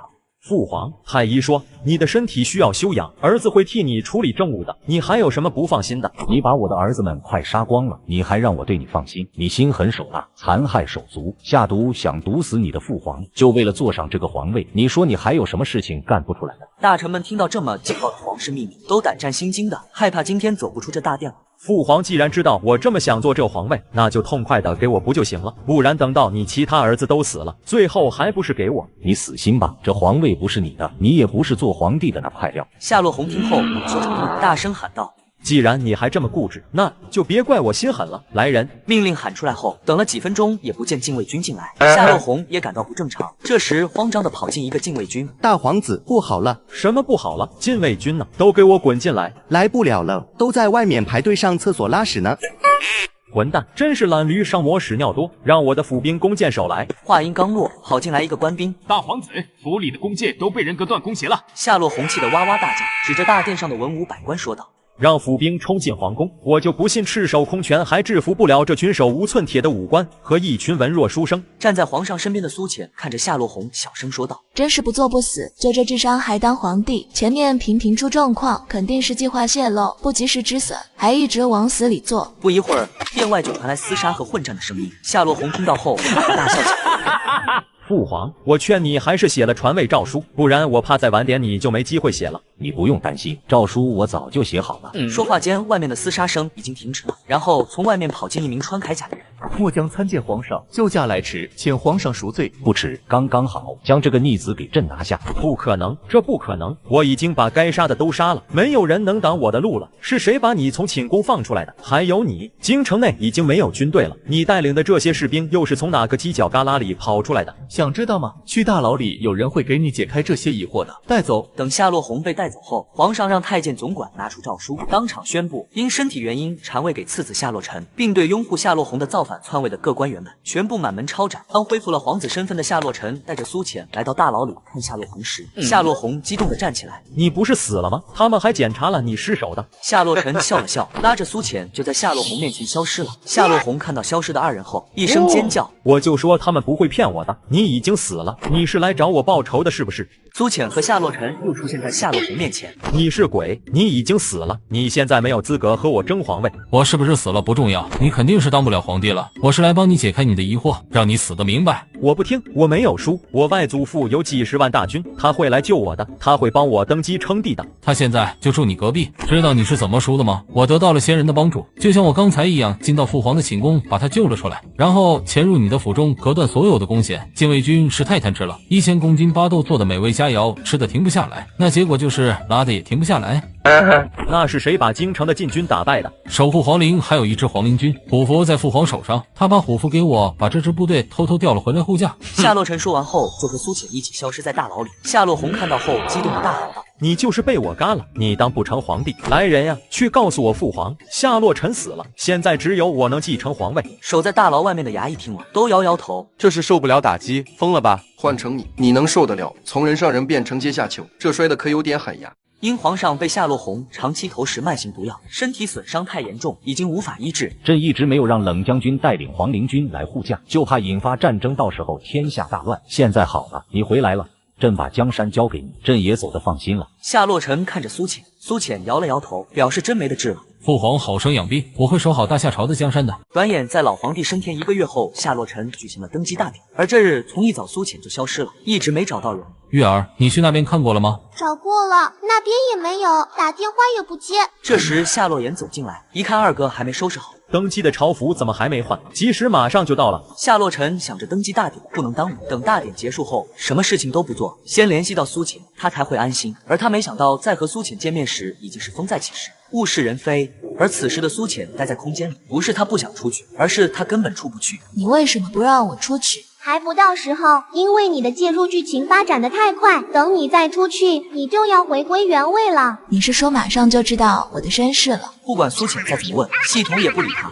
登基大典结束后，第二天，夏洛尘正在书房批奏折，小月儿跑了进来。爹爹，月儿，你现在是公主，不能再叫我爹爹了，要叫父皇。父皇，我去找娘亲了，她还是没有回来。娘亲，你哪里来的娘亲？哎呀，不能叫娘亲嘛，那叫姐姐。什么乱七八糟的？你没有母后，也没有姐姐，那我要叫什么？怎么成了公主这么多事儿呀？我想回大柳树村，我想见姐姐。哪个姐姐？苏浅呀。苏浅，苏浅是谁？哎，啥？父皇，你不记得姐姐了？苏浅不知道在空间里待了多长时间。这一天，苏浅正在刷视频，系统终于有了动静，从盒子里挑出一张纸来。时机到了，你可以去了。去哪儿？话音刚落，苏浅就又被推了出来。而这次她没有回到自己的房间里，苏浅一睁眼就看见自己身边有个男人，看不清面容，正在对她做着不可描述的运动。这男人身上居然穿着龙袍。起猛了，再睡会儿。躺下3秒后，我去。垂死病重惊坐起，他抄起一旁的瓷枕，朝男人脑袋上狠狠砸去，男人晕了过去，而他赶紧跳下床，看着眼前的场景懵逼了。眼前是一座古色古香的宫殿，这是哪儿？我怎么会在这里？再转眼去看晕过去的男人，这一看把自己都吓了一跳。沈渊，我不对，夏洛尘，你没事吧？说着，赶紧上前去拍夏洛尘。这时，夏洛尘也醒了过来。冷青青，你好大的胆子！你叫我什么？冷青青是谁？这时，脑袋里一阵电闪雷鸣，一段不属于他的记忆涌上脑海。原来他叫冷青青，一直恋慕着还是皇子时的夏洛尘，但夏洛尘非常讨厌他。终有一日，夏洛尘登基称帝，他得偿所愿的入了宫，奈何好景不长，他一个宫斗脆皮，不到半月就被其他妃嫔陷害，被打入了冷宫。而冷家突然祖坟冒青烟，冷青青的兄长冷冽在沙场建功立业，从一名将军混成了一名赫赫有名的大将军，饱受士兵和百姓拥戴，手上还掌握着兵权。冷青青他从商的老爹也特别争气，这2年风生水起，一夜暴富，赚得盆满钵满，在大夏朝富甲一方。而好巧不巧，这个国家在前段时间突然爆发了战争，所以为了拉拢大将军，也为了筹集军饷，皇上才不情不愿地翻了他的牌子。我靠，我的身世就是这么普通的吗？还骗我说身世不一般，让我帮你造反，结果我把自己卖了，还帮你数钱呀！他妈的，老娘不干了！说完，气冲冲的就要往外走。站住！刚才是不是你把我打晕的？不是我，如果是我打你就不是晕了，直接打死。不是你还有谁？是刺客呀！你这种忘恩负义之人，人人得而诛之。苏浅这么肆无忌惮，他是想着如果夏洛尘要杀他，空间会救他的，那他就能回去了。结果夏洛尘不按套路出牌，没有再问就让苏浅走了。大内侍卫挖地3尺，还真的找到一个刺客。两国交战，敌国派刺客行刺也在所难免。今晚真的刚好有一个潜伏在夏洛尘的锦殿外，谁知道躲得好好的，还没行刺就被抓了，一脸懵逼。等苏浅被送回冷宫时，他都惊呆了。第一次住那么破的地方，角落都是蜘蛛网，地面也坑坑洼洼，感觉连一个下脚的地方都难。才刚进门，一个侍女就着急的跑了出来，眼泪汪汪的。娘娘，听说您侍寝的时候皇上遇刺了，您没有事吧？我没事，休息一会儿就好了。你快去睡觉吧。眼前这个人是侍女小芝麻，原主的陪嫁丫鬟，也是原主唯一的伺候丫头，和原主在冷宫相依为命，是唯一对原主好的人。娘娘，我都快担心死了，你要有个3长2短，我也不活了。傻丫头，我真没事，快去睡觉吧。他也困了，无论如何，今晚先睡觉再说，养精蓄锐，再想想有没有什么法子回去。只是第2天一早，天刚蒙蒙亮，就被院子里打鸣的大公鸡吵醒了。苏浅找了根绳，去院子里把大公鸡的嘴巴缠起来，然后他又回屋倒头继续睡，睡到日上3竿才起。小芝麻走进来问道：“娘娘饿了吧？我们可以吃饭了。”苏浅看着摆在桌上的一锅稀粥，旁边还有半碟腌咸菜。这是啥？我们中午就吃这个。我们一直吃的就是这个呀。如果您吃腻了，下午奴婢去院子里挖点野菜给您包饺子。那院子里不是有只大公鸡吗？那是内务府给每个宫安排打鸣用的，让娘娘保持早起的好习惯。我以后都不用早起，留着它干嘛？下蛋呀！炖了它。在苏浅的强烈要求下，小芝麻只能炖了那只大公鸡。两人一起吃着香喷喷的鸡肉，喝着鸡汤。这时院子里忽然出现一个小萌娃，小芝麻看到吓得大叫一声妈呀，然后晕了过去。姐姐，我终于找到你了。苏浅看见小月儿也是很高兴，终于可以回去了。小月儿，你怎么也在这儿？快带我离开这个鬼地方！说着，小月儿拉着苏浅就要消失，结果等了半天，两个人还是站在原地。怎么回事？你的能力也没有了？小月儿松开苏浅的手，自己一个人消失了，然后一会儿又回来了。这是怎么回事？难道我回不去了？姐姐，你那个玉佩呢？你不是带着玉佩就能进空间的吗？对，玉佩，我的玉佩在我的房间里。我现在过去拿。说着消失后，来到苏浅的房间，看到玉佩放在床头，发着很强的光。小月儿拿起玉佩后，赶紧消失了。可是她没有回到大夏朝的皇宫，而是来到一个房子里，房子里堆满了储存的粮食。难道这里就是姐姐的空间吗？我为什么来到了这里？这时，空间里传出一道声音：原来你也陪着他来到了这个时代。你是谁？我和你一样是来保护宿主的，只是我在宿主小时候为了保护他受伤严重，这次宿主又参与改变历史的发展，我原想借此机会把他送回去的，顺便抹掉他在这个世界的记忆，结果出现了失误，宿主的记忆没抹掉，却把别人搞失忆了，但也阴差阳错，因祸得福让宿主积攒了很大的功德，帮我恢复了元气，我才感受到你的气息。你在说什么？我怎么一句都听不懂？你不用懂，只要陪在宿主身边就行。现在宿主可以自由来回了，只是以前积攒的功德都没有了。说完，不等小月儿说话，就把她推出了空间。小月儿拿着玉佩出现在苏浅面前时，立刻告诉她刚刚在空间发生的事情。我现在可以回去了，那还等什么？赶紧走！说着，从小月儿手里接过玉佩，两人一起消失了。等苏浅和小月儿离开后，夏洛尘感到一阵头疼，刚想叫小月儿去看看苏浅回来了没有，却等来了边关急报。皇上，边关急报，昨日北国忽然趁着夜色偷袭，集中兵力攻打我们，敌已有30%失守，传冷将军进攻。等冷冽来到御书房，夏洛尘问他，北国现在是什么情况？据臣了解，对方不知用了什么锋利的新式兵器，我方损失惨重，北国野心勃勃，从3年前就开始广招铸剑师，改良他们的兵器，使其变得更加锋利耐用，而我们的兵器库还是几年前的旧兵器，所以相同的兵力战力悬殊。夏洛尘继位后，他把心思一直用于农业和商业上，导致粮食连年丰产，各种产业遍地生花，就惹来了北国的觊觎。朕继位以后重农耕，促商贾，对军事这一块的确是收获了，兵器现在锻造已经来不及了。无妨，我们兵器比不过别人，只能多在战术上下功夫了。自古以来，以少胜多的案例也是有不少的。这几日微臣都在与几位将军商讨战术，看如何重创北国。这次朕御驾亲征，看看北国厉害的武器到底是什么。苏浅和小月儿正在喝下午茶，小月儿的手机响了。爹爹，你有什么事？我和姐姐在喝下午茶。你找到苏浅了是吗？你带她一起回来，我有急事电话里说不清楚。小月儿挂了电话后，告诉苏浅爹爹有急事找他。我先去警告一下那个破空间，别到时候又出幺蛾子。苏浅和小月儿来到空间，苏浅对着盒子说：“我现在没有功德了，这次你不要再出什么失误，不然我们全都要下线。”说完，带着小月儿离开了空间。苏浅和小月儿来到夏洛尘的御书房，看到旁边还站着一个男人。你不是抓夏洛洪的那个将军吗？你见过我？苏浅，这段时间你去哪儿了？小月儿找了你好久都没找到。出去旅游了一趟，冷宫1日游。你找我有什么事？现在北国进犯我夏朝边境，他们的武器比较锋利，我们已经连失3个城池了。那找我也没办法呀，我不会武功，又不会杀敌。我想让你给我们几部手机，我让冷将军和我配合打游击，逐个剿灭敌人。还可以这么玩，让我提供赞助没问题，我现在就过去买了，给你拿过来。夏洛尘出征后，苏浅就带着小月儿来到大柳树村来体察民情，看着田间种满了红薯和玉米，村民们都高兴地在田里劳作。这时，村长看到苏浅和小月儿后，走上前来打招呼：“这不是沈渊的婆娘吗？小月儿你怎么回来了？”“我是回来看一下咱们通许县种植的红薯和玉米怎么样，我还带过来几个其他的良种，你们试试看产量怎么样。”“那感情好，虽说换了个皇帝，但是现在老百姓的日子好过多了，能吃得饱，穿得暖，孩子们还有书读，现在的日子过得才舒坦呢。”其他村民看到也都围了过来，七嘴八舌地说着现在的生活过得有多好。苏浅正觉得自己做了件大好事，又要积功德的时候，他感觉手机在震动，赶紧找了借口带着小月儿离开了地头。2个人来到原来住的院子里，苏浅接通了电话，就传来一阵焦急的声音：“是苏浅吗？我是冷冽。”“怎么了？你们仗打完了？”“仗打完了，还打了胜仗，可是皇上不见了。”“喂，我靠，偷袭啊！”夏洛尘遭到敌军的埋伏，就在敌军将士的锋利武器挥向他时，忽然不见了。这是什么玩意？难道是消失已久的移魂大法？消失的夏洛尘站在车来车往的中间，吓傻了。这跑来跑去的铁家伙是个什么东西？竟然跑得这么快！这时，旁边传来滴滴的汽车喇叭声。夏洛尘扭头一看，原来是一个外卖小哥要和一辆汽车撞在一起。车祸即将发生时，夏洛尘施展轻功，把小哥从马路上带到了路旁。司机把车停到路边后，下来查看外卖小哥的情况。撞到哪里了？你这骑车太猛了，要钱不要命了？就是把腿磕破了。上车，我送你去医院检查一下。没时间了，我先把这单送了，不然要迟到了。你要钱不要命了？你先去看病，告诉我地址怎么走，我去帮你送。这时，司机师傅冲着夏洛尘说道：“你刚才那是中国功夫吧？看你这身装扮，是剧组的舞替演员吧？”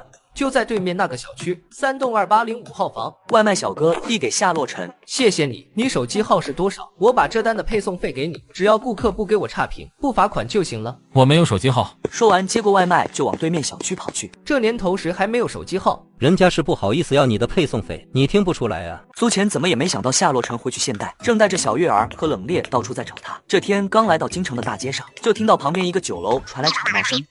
快把孩子给我！说着，苏浅走上前要接过孩子。兵部尚书韩夫人看着苏浅年纪轻轻，又是女子，你又不是大夫，来捣什么乱？耽误了我儿的救治，你担当得起吗？你再唧唧歪歪，孩子就真的没救了。说完，一把抢过孩子，让孩子趴在自己的前臂上，头稍微低一点，然后另外一只手轻拍孩子的背部，拍了几下，孩子哇的一声大哭起来，并从嘴里掉出一颗花生米。苏浅看了一下他的嘴巴，里面没有东西了，才把孩子交给韩夫人。没事了，以后要注意，不要给小朋友吃颗粒小的东西，容易卡住喉咙，严重的话会窒息而死的。这位姑娘，刚才我也是着急，你别介意。请问女府上是哪位？隔日我在登门拜访。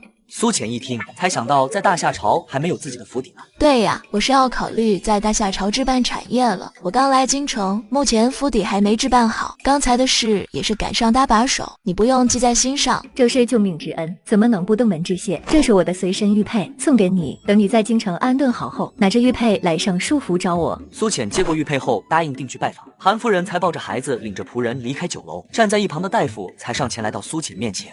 这位姑娘，敢问刚才你救人的法子能交给老夫吗？你动作太快，我还没看清楚就结束了。可以呀。于是苏浅把操作的动作和注意事项给大夫详细的讲了一遍，还把原理也解释了一下。姑娘真是菩萨转世呀！这种急救之法会救治很多人的，在下收一分钱。救人之事是举手之劳，急救的方法让大夫传授出去，也能救治很多人的性命。对苏浅来说也是件积功德的事。只是找了几天都没有夏洛尘的消息，让苏浅和小月儿有点丧气。两人正在刷视频时，小月儿大叫了一声。姐姐快看，这是不是爹爹吗？说着把手机举到苏浅的面前。苏浅一看，最帅古代外卖员，超有范儿。我靠，你爹原来在这里送外卖呢，混得不错哟，都成网络红人了。姐姐，那我们现在怎么去找爹爹？不去找，让他自投罗网。说着就点了2份外卖，并备注要古代外卖员配送，配送费给200元。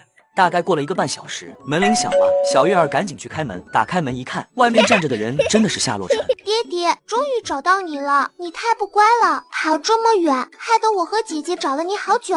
夏洛尘跟着小月儿走进房间，看到苏浅后一肚子的委屈。你们这儿的车怎么这么多？房子也多，道路也是7拐8拐的，还好我有功夫，不然肯定找不到路。路你都不认识，那你还敢送外卖？不怕投诉给你差评扣你的钱呀？我有功夫，直走直线，走曲线那要浪费多长时间？你怎么来这边了？害得我和月儿还有冷冽在大夏朝找了你好几天。我也不知道，那天正在和北国交战，我遭到偷袭。其实我是能躲过的，但是不知道怎么回事就来这边了。我猜肯定又是那破系统干的好事，一会儿我去找他算账。你们这边的人真是太疯狂了，今天我的车还一步没走呢，一个老太太就咣当一声躺我车前面了。你骑的不是电动车吗？应该没什么事吧？我的车没事，妈的，就是把棋盘给压翻了。感情你在这边混得还不错，又当网红又下象棋消遣的，想起我那冷宫1日游就觉得亏得慌。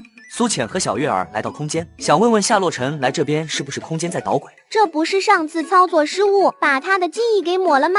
我察觉他有危险，就想搭把手帮个忙，就把他带到这边了。你现在不写字了，可以直接说话了。这还是宿主的功劳，让我元气恢复的差不多了。下次在做坏事之前，能不能和我通下气？总是帮倒忙，再浪费我的功德，你就别想恢复好了。苏浅和小月儿带着夏洛尘刚出现在御书房内，就听到外面2个声音在争执着什么。夏洛尘走到店外一看，是冷冽和兵部尚书韩大人。你们在吵什么？正争吵的2人一起扭头看向夏洛尘，跟见到鬼一样。皇上，您去哪儿了？您什么时候回来的？刚刚回来。发生什么事了？皇上，北国边境莫名出现了许多飞虫，还专门吸食人血。是呀，边境的将士们面对凶残无比的飞虫，毫无招架之力，只能四处逃窜。不光士兵遭到袭击，连周边的百姓也都往其他地方搬迁。肯定是北国吃了败仗，又用这种卑鄙的手段来袭击我们的部队。那现在怎么办？调派过去去的军医也没有办法，从来没见过那种虫子。我知道了，你们退下吧，我来想办法。等冷冽和韩大人走后，夏洛尘来到小月儿的寝宫。边境又出状况了，莫名出现了很多飞虫，专吸食人血，而且只要是被这些飞虫盯上，就会必死无疑。现在军营中已经闹得人心惶惶了。我想请你和我一起去边境，看看你认不认识这种飞虫，有没有什么办法消灭。行呀，那我们什么时候启程？越快越好。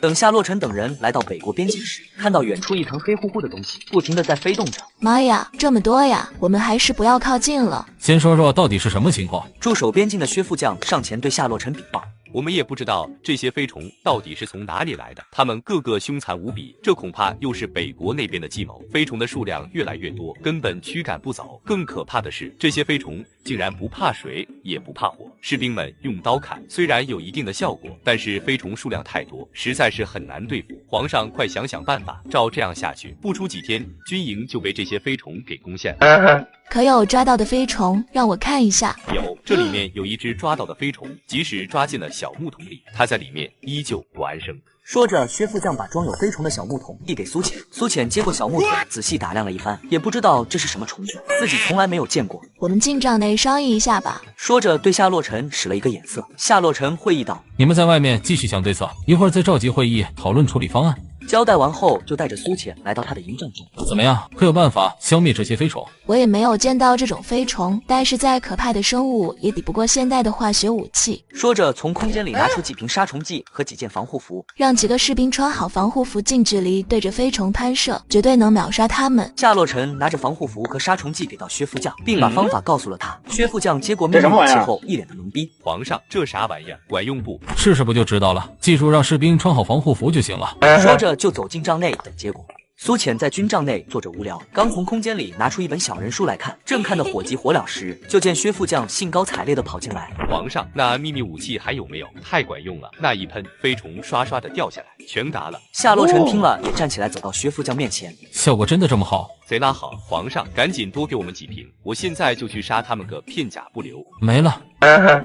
没了，就那几瓶够干嘛的？您不早说，士兵们喷起来没收住手，主要是太解气了，呲几声给呲没了。那现在咋办？苏浅走过来对夏洛尘说道：“我就说再猛也抵不过化学武器，那我现在赶紧回去备货。”好，多多益善，越多越好。苏浅拿着货架上的杀虫剂问商场售货员：“你们仓库还有多少瓶？我全要了。”全要了，你确定？你先查一下有多少，我还怕不够。库存大概有3万多瓶，我全部都要，你们包送货吧。您确定这么多？就是当饮料喝，也喝不完呀。如果后期要退货的话，运费要自己承担的。不退货，麻烦你送到这个地址。苏浅回到家时，货已经送到，小月儿早就签收了。姐姐，我也跟你一起去，我也要看看吃人的虫子。可以呀，带你去见识见识。苏浅把货全部收进空间里，然后和小月儿一起消失去大夏朝了。当夏洛尘带着薛副将来到放货的营帐内，看到满满一营帐的秘密武器时，薛副将高兴地对夏洛尘说道：“够了，这次够用了。”薛副将带领士兵们拿着武器，不出半天的时间，就把所有的飞虫消灭完了。解决边关问题后，夏洛尘、苏浅回到京城，和冷冽还有尚书韩大人一起商讨怎么预防北国边境的问题。我有一个配方，可以研制出一种先进武器，但是这种武器在研制时很危险。什么武器？大1万。大1万，这是什么武器？苏浅掏出2张纸，递给夏洛尘。先按此配方里的材料和比例配好，然后按照另一张图纸做出武器，到时候我们再试试威力如何。夏洛尘对苏浅是无条件的信任。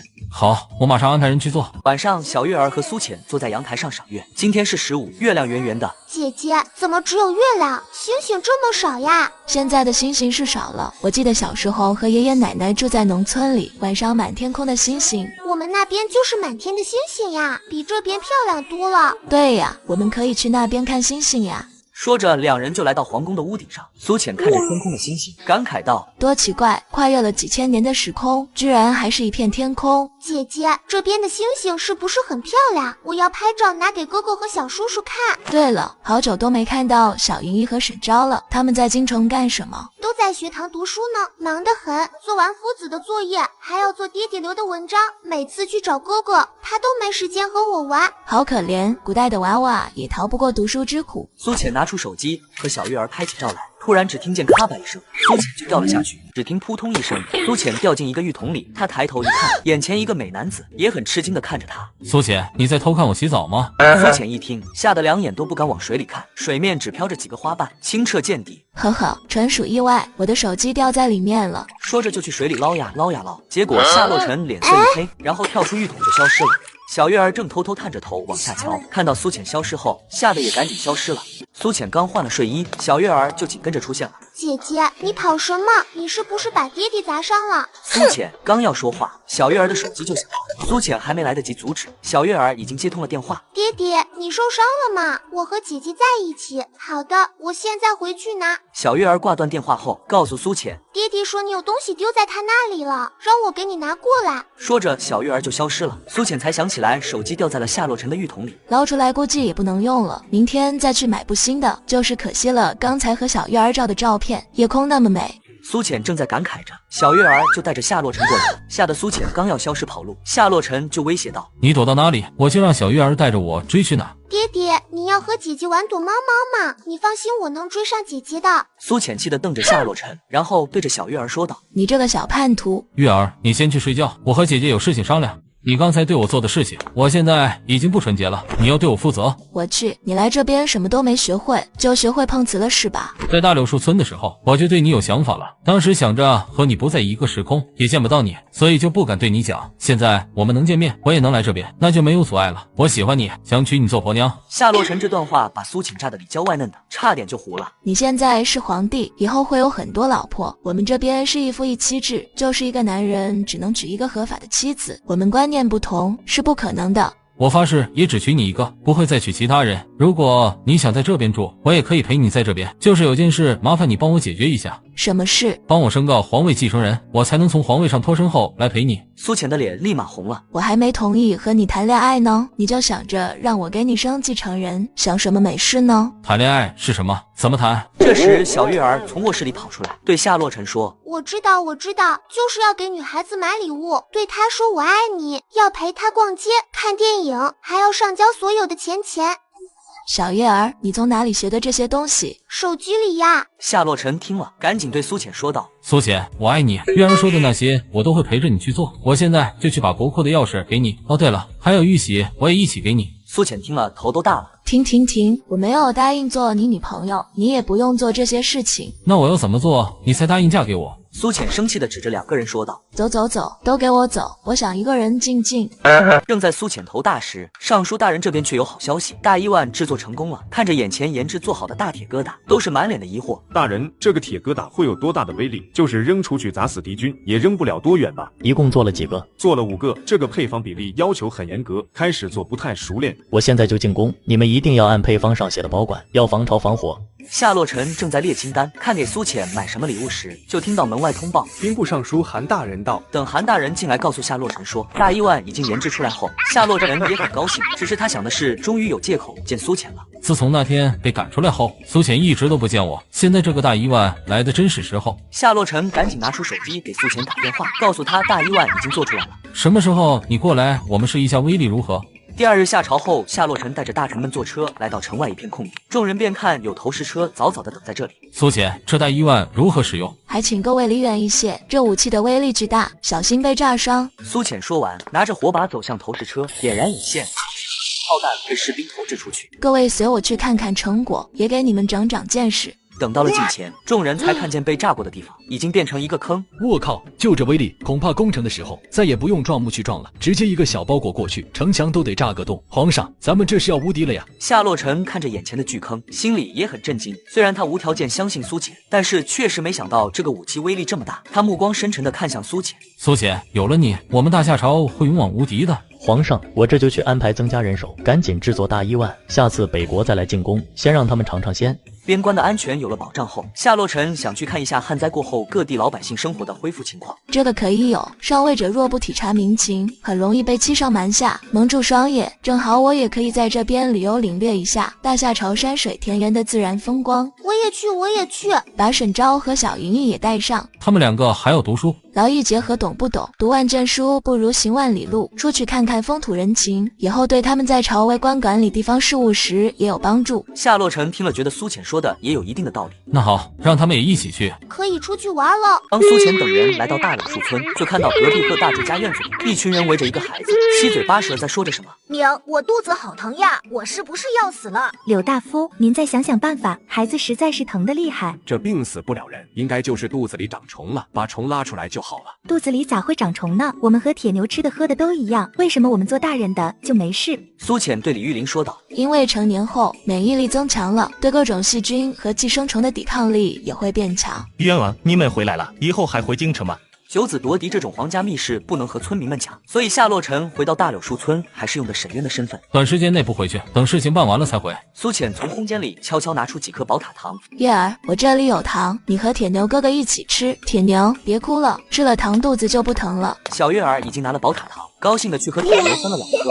回到自家院子里，苏浅对着小月儿和小云逸说着：现在天气还有点干旱，水中的寄生虫也肆虐，你们以前都喝生水，肚子里不长虫才怪。想要肚子里不长虫，就要喝白开水。小月儿一听肚子里长虫了，吓得一个机灵，立马摸上了自己的肚子。太吓人了，月儿肚子里会不会也有虫虫？我不要长虫子。当你吃了糖，到时候肚子里就没有虫子了。小月儿想着吃了糖，肚子里就没有虫子了，真是太好了。但是她忘了问肚子里的虫子是怎么没的。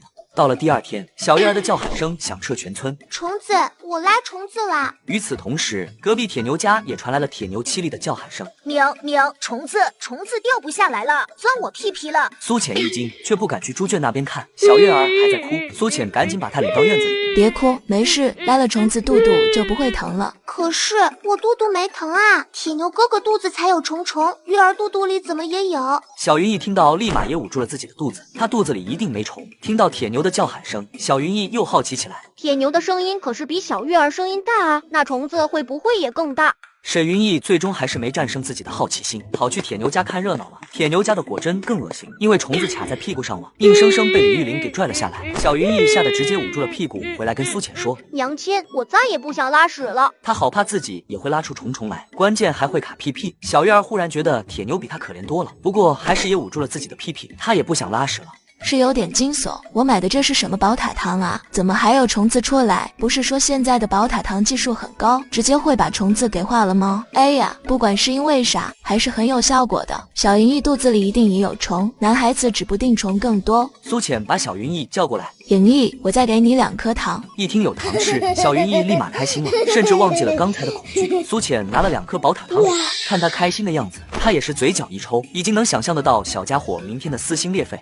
受着吧，后世70、80年代还有多少孩子都得有这一遭呢？小云逸丝毫不知情，吃得香甜。这个糖好吃。沈昭用不用吃呢？回头看到沈昭那文质彬彬的小模样，苏浅想了想，还是算了。沈昭这孩子讲卫生，应该不会长虫，我也实在不想破坏沈昭这斯文的模样，等真肚疼长虫再说吧。正在看书的沈昭心中莫名一紧，总感觉躲过了什么。接着第2日，沈云逸也经历了同样的事情。果不其然，不多一会儿，便响起来了沈云逸的尖叫声。男子汉，拿个虫子算什么？跟老子去练拳！于是铁牛、小月儿和沈云逸拉出虫子的事情都传遍了大柳树村。这下不得了，村里的柳大夫知道了，慌忙跑到苏浅家。柳大夫自小在县城学医，后来去镇上一家药房当了坐诊大夫。他听说一个孩子也拉出虫子来，而且这个孩子都没吃他那里吃药，他急匆匆的跑来了。很多妇人和孩子也听到这个消息，也是都跑过来看热闹。沈渊，你家2个孩子这2日都吃了什么？那的柳大夫，我也是昨日听铁牛娘说了村里的情况，就想着我家2个孩子会不会肚子里也有虫，然后就回来喂他们吃了几粒药。柳大夫一惊，众人也是惊了，真的有药？李玉玲却是皱起眉毛，他家铁牛可没吃药啊。那还有吗？可否给老朽看看？当然可以，不过我的药也不多了，这药是以前在我们村我遇到的一个游医给我的，当时我们村里就有几个同样症状的，我娘买了留给我用的，谁知也没用上。听贺嫂子说了之后，我就想着这药也不知道管不管用，先让小月儿和小云逸用上试试，若是行了再给铁牛试试。谁知道铁牛体质好，竟是自己排出来了，倒是还留了几颗。是这样的，有些孩子自身体质好，也是有能自己排出来的。妹子，你看你太客气了，还想着我家铁牛呢，还让你家的试药。嫂子，这不是也没用上，不过也好，这几颗我这就拿给柳大夫，希望柳大夫赶紧配出药来，这样咱村的孩子都不受罪了。苏浅说完，转身就装作去屋里拿药。一群妇人叽叽喳喳，也是一阵欣喜。柳青云更是激动，这沈渊家媳妇还挺好嘞。是啊，这么珍贵的药都能拿出来，咱村的孩子们有福了。若柳大夫真弄出药来，咱都得谢谢人家。苏浅也不敢包太多，看盒子上说一次6颗，就拿了6颗药丸包了起来，出来直接给了柳青云。沈渊家的，真是太谢谢你了。这药我得拿回去砸碎看看，只是这毕竟是别人的配方，为了孩子们，老夫这也是没办法。还请您告知那医者的姓名，若是将来药方发扬光大，也好冠名。这个时代很注重配方，一个好的药方也是能名传千古的。那得由医居无定所，当年也是由历史到的我们那儿，也不知道叫什么。再说医者仁心，只要治好孩子们的病，不用计较这些名利。第二日，铁牛和小云逸带着小月儿在踢毽子，结果铁牛一个猛力把毽子踢得老高，掉在地上摔烂了，里面的一枚铜钱滚了出来，正好滚到路过的夏洛尘的脚边。夏洛尘捡起来后，仔细看了又看。大哥，怎么了？这铜钱有问题吗？这枚铜钱是假的。假的？铜钱怎么可能有假的？夏洛尘拿着铜钱来到铁牛面前问：“这枚铜钱是谁给你的？”铁牛支支吾吾不肯说。我知道了，肯定是偷偷拿的他娘亲的。我才不是偷偷拿的，是我娘掉在地上被我捡到的。夏洛尘来到铁牛家，沈大哥来了。你们家现在还有钱吗？怎么了？沈大哥要用钱吗？我这里没多少了，如果你用，我拿给你。说着就让李玉林进屋，把自家的全身家当都拿了出来。夏洛尘把铜钱接过来，都看了一遍。这些钱你们是从哪里来的？这可是我家大柱辛苦做工挣来的。我是怀疑这铜钱是假的。什么？怎么可能是假的？这是我前段时间在镇上做工挣了1两银子，然后去买粮食店家找给我的。是哪家粮店？明天你带我去看看。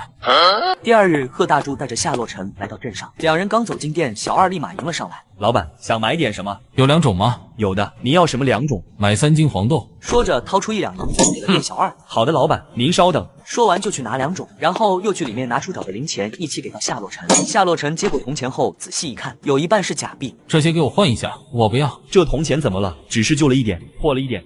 怎么了？你不更清楚？我靠，钱你都不要，我看你是来闹事的吧？说完，从里面出来4个大汉，把夏洛尘团团围住。夏洛尘一点都没放在眼里。我劝你老实交代这些铜钱的来历，不然一会儿就不是在这里说了。我好害怕哦，我劝你最好拿着钱走人，不然一会儿想走都走不了了。沈大哥，我们惹不起，要不算了吧？我倒要看看怎么惹不起。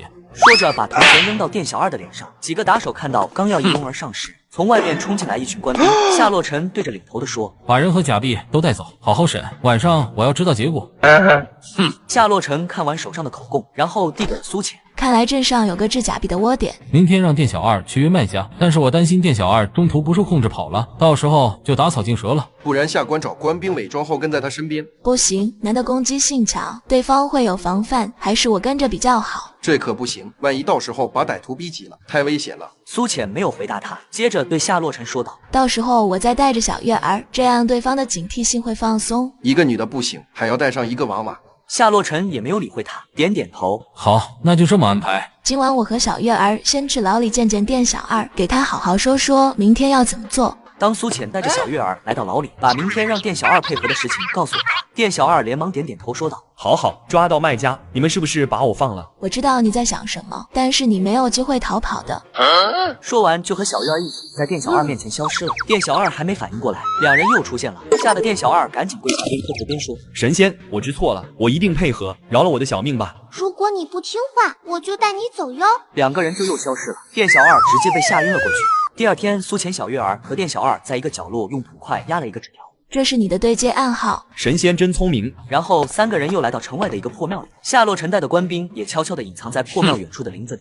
没过一会儿，一个瘦瘦小小、长得有点猥琐的男子走进破庙里。怎么，老六这么快又要货呀？我这次要的量比较大，不知道你们能不能按时供货呀？这你放心，老客户了，肯定没问题。那能带我去你们的加工的去看看吗？也看看你的实力。这可不行，行里的规矩，你偷师学会了，那我岂不是损失很大？男子看着苏浅和小月儿问道：“这婆娘是谁呀？长得可真俊呀！小娘子，跟着我走吧，我有的是钱，保你吃香的喝辣的。”假钱吧，假钱也是钱呀，能花就行了。正在这时，听到外面传来脚步声，男子往外看了一眼，然后扭头瞪着店小二：“你他妈的敢坑我！说完就从旁边一个狗洞里钻出去跑了。